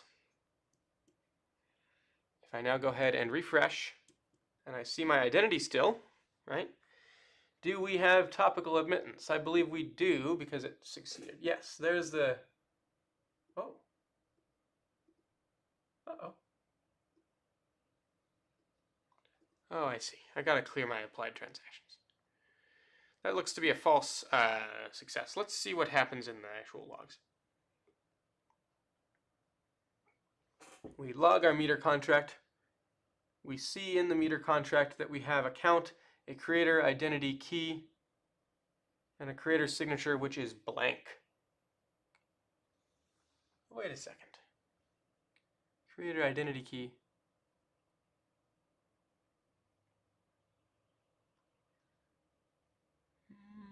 Doesn't look like an identity key to me. Looks like a signature.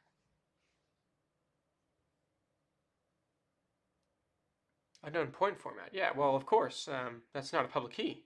So we're passing in the wrong value there somehow. This is not a public key. What is this? Is this a signature? It might be a signature. It starts with the right 30 byte, but just do some subjective. Yeah. Okay. 132.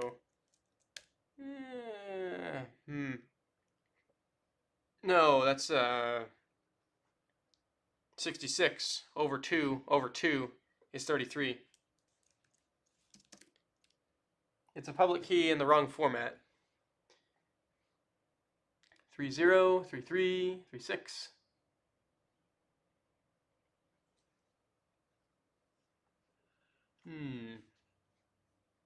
So the way we create this is not correct. Let's have a look. Create, so the signature is hex here.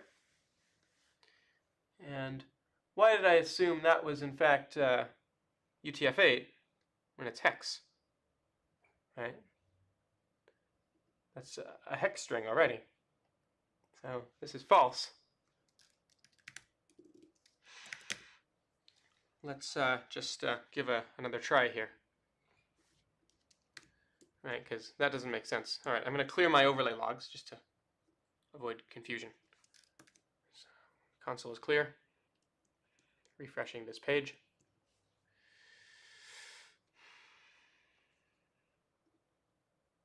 Let's go ahead and just create a new transaction.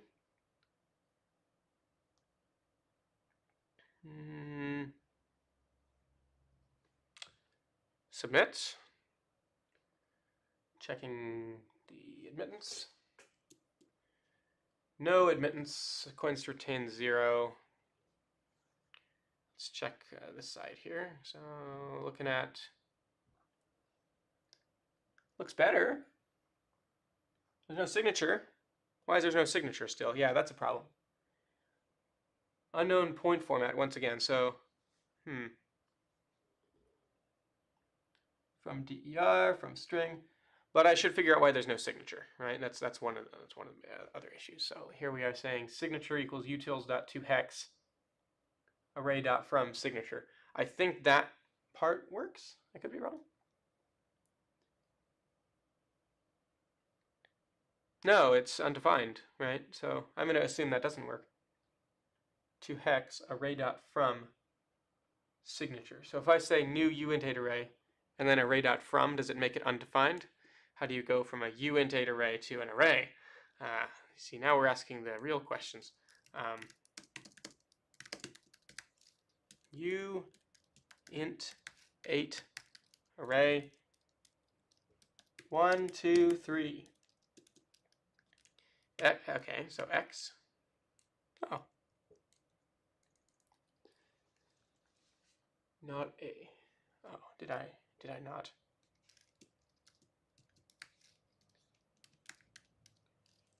Should be declared. uint8 array is not defined. Right, but that doesn't make any sense. uint8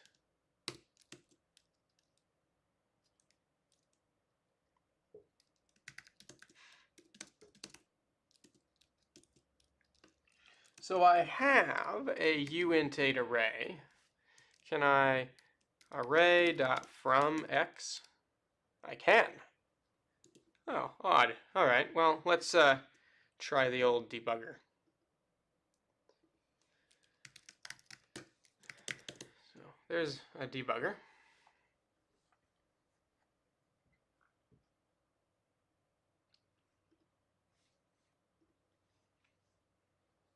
Here is a signature in uint8 array format. but it's actually an array buffer. Even though the type says uint 8 array, it's not. So obviously if we go and convert this into a, it's empty, right? So that's because it's an array buffer. You can't array dot from an array buffer.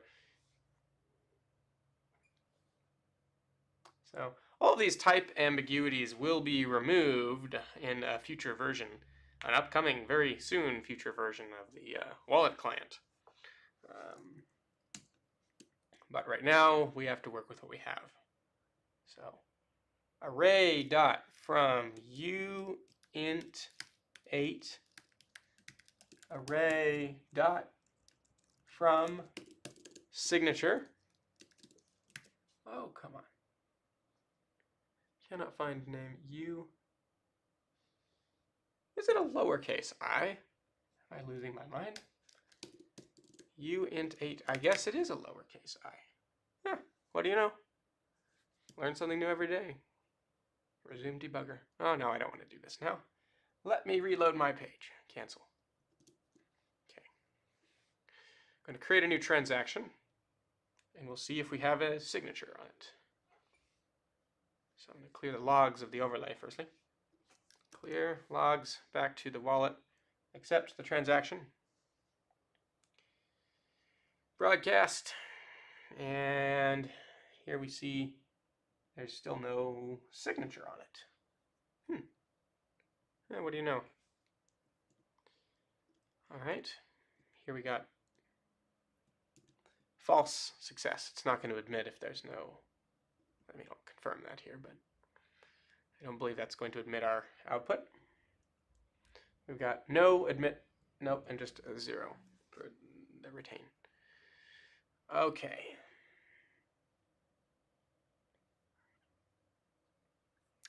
I'm going to note another bug here. Noting some strange behavior, coins to retain in overlay services. We created the signature and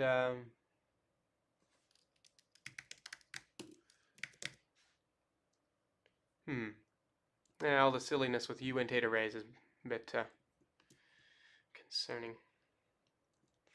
Okay, let's just go ahead and think about how to do this. So if we have an array buffer,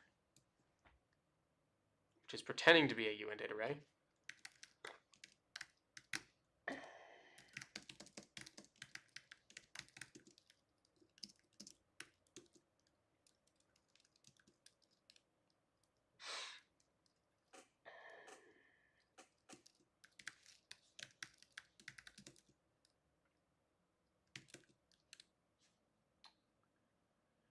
nope. New uint 8 array.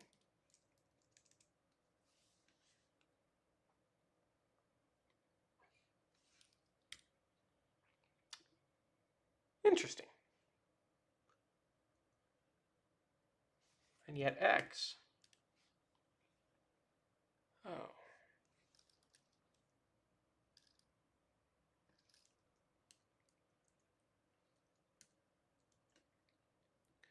So how do you get an array buffer? This is why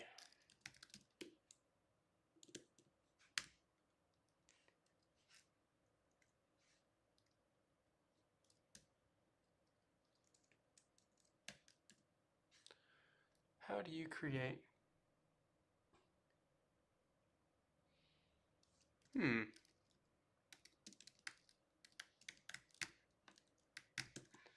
and what does this constructor take?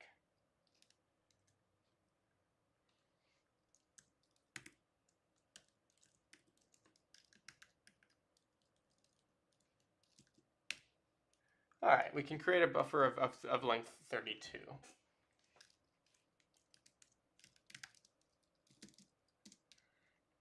And so how do you actually new uint 8 array z?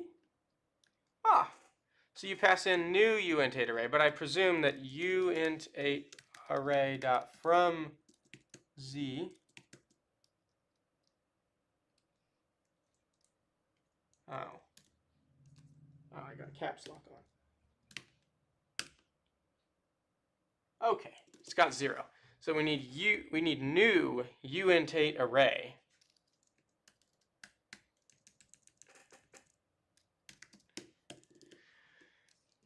Okay. All right. Let's see if this works.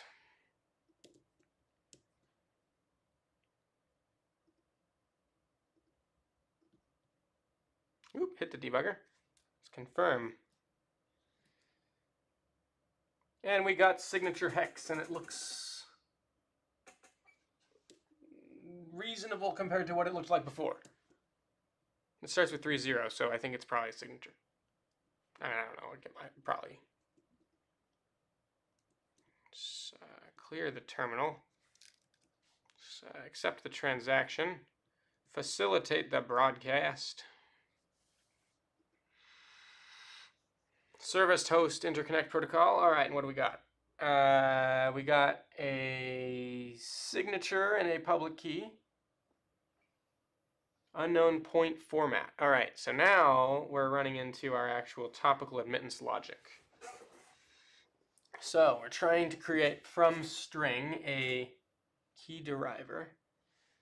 Aha, so we're trying to derive a public key for the purposes of identifying admissible outputs. Line number 35 in the overlay itself. So we need to verify that's correct. Let's go ahead and go to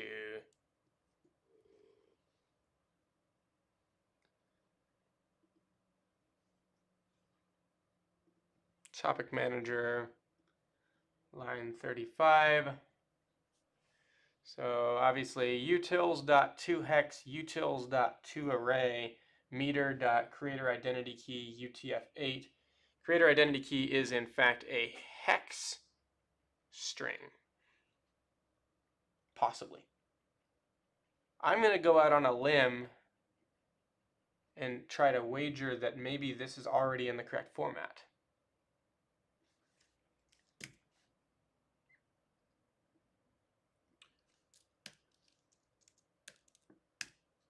Let's try this.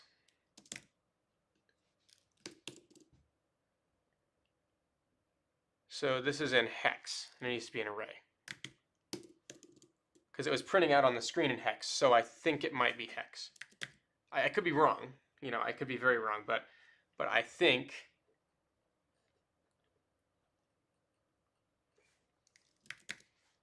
let's try it. And if so, I'll update the front end code to be easier. Okay.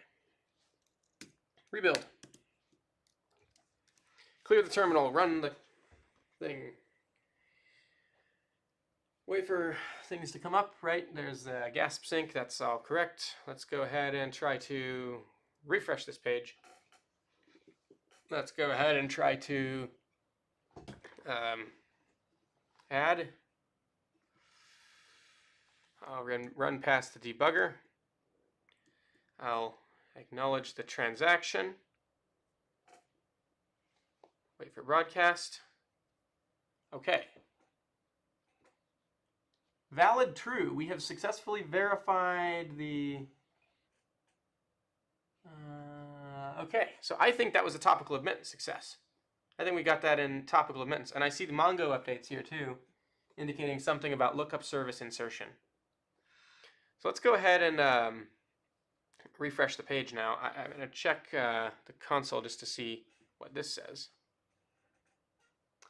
It does indicate success. So I'm going to try to refresh this. We did see a valid true, and I think that's the only thing there. So refreshing the page should give us a lookup service entry. Okay, what do we got here?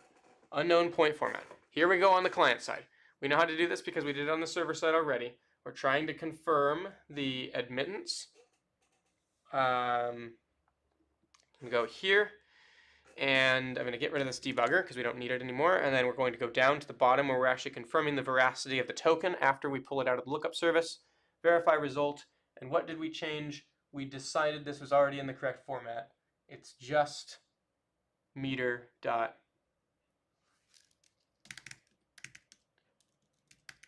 creator identity key, and this is in fact hex. Saving that and running the front end again, we're going to facilitate a lookup response, and we see the identity of the creator, and we're not in fact putting in the old one anymore. So we can see valid true once again on the front end. So now everybody verifies everything is legitimate, and we're good. So that is how you do that. Now we can link identities of token creators, and theoretically, if I were to have somebody else from my team or somebody else from anywhere really go on this app and pull it down and create a token on here, then it should show up who created it, and it should show up with we should be able to increment and decrement each other's tokens. So that is a great milestone. I'm going to commit this code here, and I want to I really do want to test this. Let me commit the code, and then I think we'll try to give this a final test here. So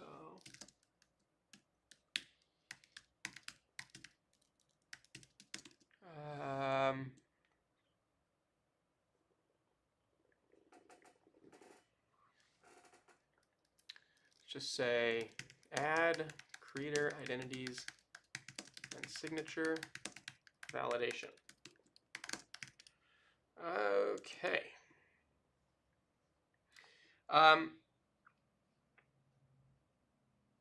Yeah, so I think this is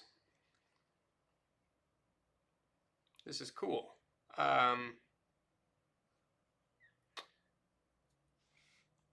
Tell you what, guys, I'm going to let me have a look here at the how this is going. Am I the only current live viewer? How this is going. All right.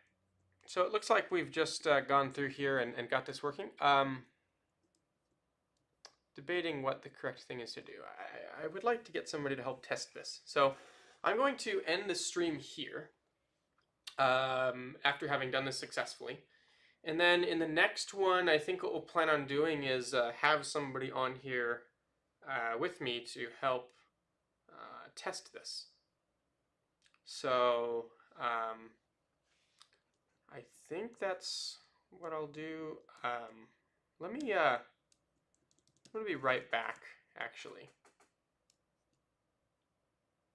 And yeah, I'm gonna be right back because I think I might be able to get one of my colleagues here, Mike, to do this.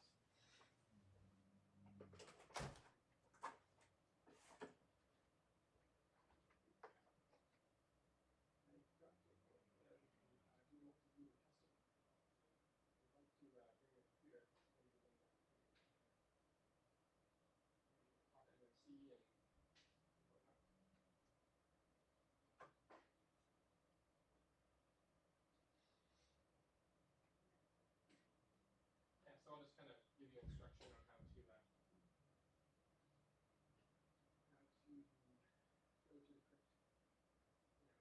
thing and see if it works. Still currently live, so we'll see if we can actually do this. All right, everybody. So I've just got my colleague Mike here with me. So we can do some multi-user tests actually just right now. I was originally thinking maybe we can end the stream and then come back, but I figure we may as well give this a try. So, hey Mike, how's it going? Why don't we try to get this running on your machine firstly? I'm going to send you a link to a place, and we have let's see, I'm just going to say, what is my internal IP address? Whoops, my IP. That's right, okay. I want to go to our Slack and just kind of send this. So if I just say that IP port, we are on port 8090. Then it would be possible to go there. Okay, so if you open that web page up, and you should run the MetaNet client production, so prod MNC. Then we'll kind of just see if everything works. I need to download the MetaNet. I don't even have it on here right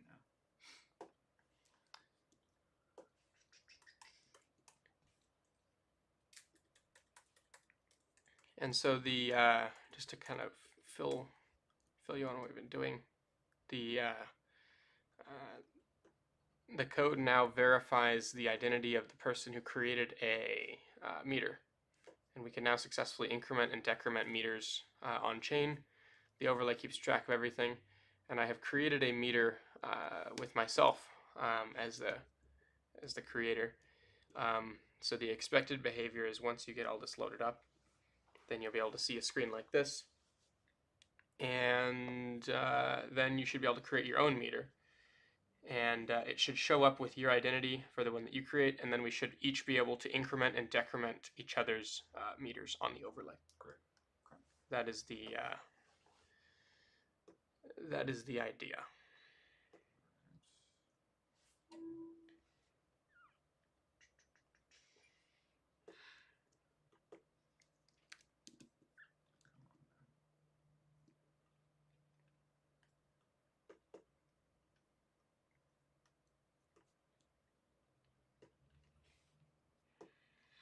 And it would also be possible to add like labels to the meters too, just so that we can differentiate them. Because right now there's no restrictions on, we had talked about adding like a restriction to make sure that only one person, or so that one person can only have one meter that they've created. Haven't gotten there yet. But I think it would be possible if we actually used the lookup service inside of the topic manager, like the admittance logic. Okay. Um, Client opening. Let's put in my number here. okay.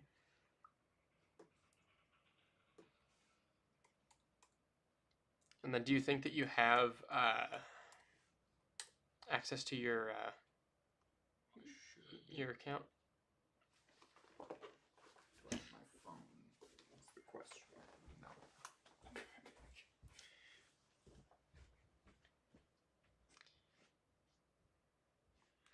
All right, guys. So Mike is just going and getting his phone so he can log into the MetaNet client, and then we'll see about whether we can get a multi-user test working here. So I'll just have this turn up here. Whoops. So okay, All right, I'm in. Cool. So let's go ahead and open that link again. And I don't know what we'll see when that is loaded up. I'm not actually pointing to any. So the cool thing about overlay services is that everything is using ship and slap. And so I'm using an ngrok host for my overlay. So the front end is kind of self-contained in that there's no backend URL running on localhost. Because if it was running on localhost like a normal backend, then it wouldn't be possible for you to connect from your computer because you're not running on the same localhost that I am. Right. Because we're using ship and slap for the overlay, I suspect that you should be able to. Yeah, I think so. Let's see. I see a protocol access request. I'm going to go ahead and grant this request. Okay. Should have a few there. Yeah, there's another. Okay. And so we have another. Okay, all those are granted. Go back to the window here. All right, I see. You see one? Yes. Okay. So it looks like Mike and I are in sync talking to the same overlay. If you go to the plus and just add a... All right. You just hit OK. Okay. You should grant your... All right, and I'll allow this. Transaction. should be loading for a while, and then it should broadcast it, hopefully. I'm going to pull up the logs so the stream can see what's going on with the overlay. All right, and I see a new meter created for me. And does it show your actual identity? Yes, I see my picture. Okay, and I'm looking at this, and I see valid true, and I see... It looks like this might have worked. I'm going to refresh on my side, and we'll see if I can see your meter. And if you refresh... Yeah, go ahead and refresh. Okay, I see 2. I see 2. The identities are resolving, and there we have it, guys. We now have 2 meters in the system. Yep, I've refreshed. I still see 2. I am going to increment your meter up by 1 value. Okay. And I'll do yours too. okay. Yeah. So I'm incrementing this one, and it's going to monitor the network requests here as things happen. Okay, I see submit. So I see that your value is 2, and if I refresh the page, I see that my value is also 2. So you have incremented mine. Great. I think we have the MVP of the app. Hell yeah. I mean, obviously this needs to have some increased styling and everything like that. Yeah, it could be a bit more metery, I think. But this is working. We have 2 users on the system. I'm going to create a 3rd meter, and if you want to try to create another one, yeah, sure. then we should have a good few of them going here, and we can start to increment and decrement them, and the overlay is just going to track all of these meters. And whatever value they're at, whatever, amount these meters get to, right? It looks like that one was successfully created. I've got another one here. Okay. And now I'll refresh the page. And if I refresh, I see 4 meters. And I see 4 as well. So we are in sync. The overlay is successfully tracking the state of an sCrypt UTXO. And so with this base layer functionality, and I'm going to increment, actually I'll decrement the one that you just created. So we'll have one at 2 and one at 0 from you. Yeah. So. And myself. Uh-oh, it looks like there's been an issue with, I don't know what's, maybe there was a double spend actually. Interesting. If we collide, then there's a double spend. But that's a good thing because of the overlay network is actually tracking what it should. Yeah. So I see 2, 2, 0, and 0. Okay, I think that's correct. Yeah, that is correct. Let me just try to I'll increment your one that's at 2, and I'll create the transaction. And yeah, no, this has worked. This has been a success. I see that it's submitted. I can refresh the page. Interesting. What do you got? So I decremented that one, that same one. The one that I incremented? Got an error. So yeah, the reason why is because it's because the Bitcoin network is protecting against double spends. If I spent that transaction first, then it won't let you, double. It's like an output, right? It's like a token. Yeah. And then you can't double spend it because of that. Smart.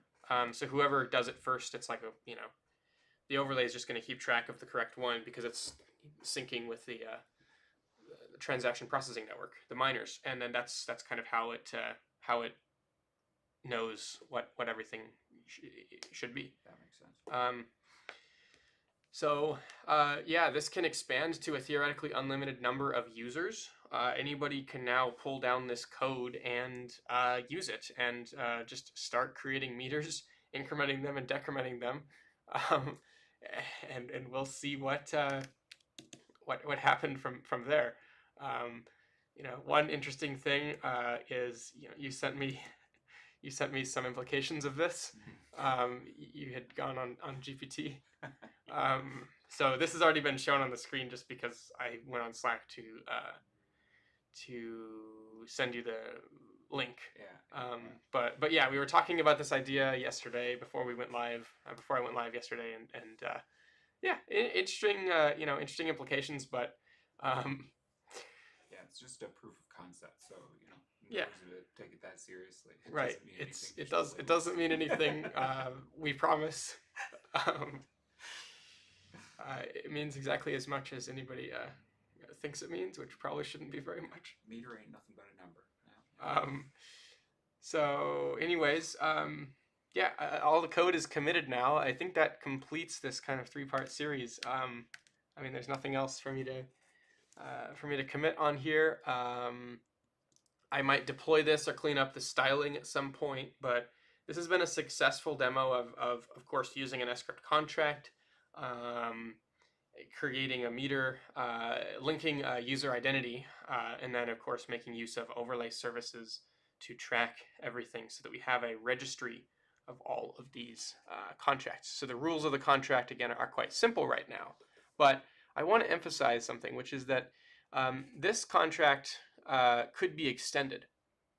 For example, we could track the number of times that the meter has been used, and we could make it more expensive to increment meters that have been incremented a lot in the past. So that as a meter gets more interaction, we could change the costs associated with that. Other different ideas we could play around with. Because overlay services can track the historical provenance of tokens that are on the overlay, we can also do things like show a list of all the people. Like, we could have a signature from everybody who incremented or decremented a given meter, and we could then kind of show who has interacted with something and whatnot. All of that is now possible, but this is just a very simple proof of concept, and that was the goal of this series. So, yeah, I'd like to thank everybody who tuned in today, as well as yesterday, in real time. And then there were, there's obviously all the people who might watch later as well. So thank you if you tuned in later. Special thanks to InfoCreate, who tuned in yesterday, as well as to the people who you see in the chat here today for their positive comments. Yeah, there will be a link. I'll link the repository once again, just so that everybody has it in the description, or in the chat, actually, because I think the real-time chat is on. So we'll just go to meter. And yeah, you got the front end and you got the overlay, and that's about it. I mean, this has been a success. We were able to demonstrate a multi-user approach. So thank you, Mike, for helping with that and pulling this down. Yeah, no, it was a pleasure. Exciting stuff. Yeah, lots more to come in the future, guys. Thank you for tuning in, and we'll catch you on the next one. Give us a follow on Twitter if you'd like to know when we are on X, rather. If you'd like to know when we go live. And hope this has been a good, compelling demonstration of the utility of overlays when combined with identity resolution features, and of course sCrypt contracts on the BSV blockchain.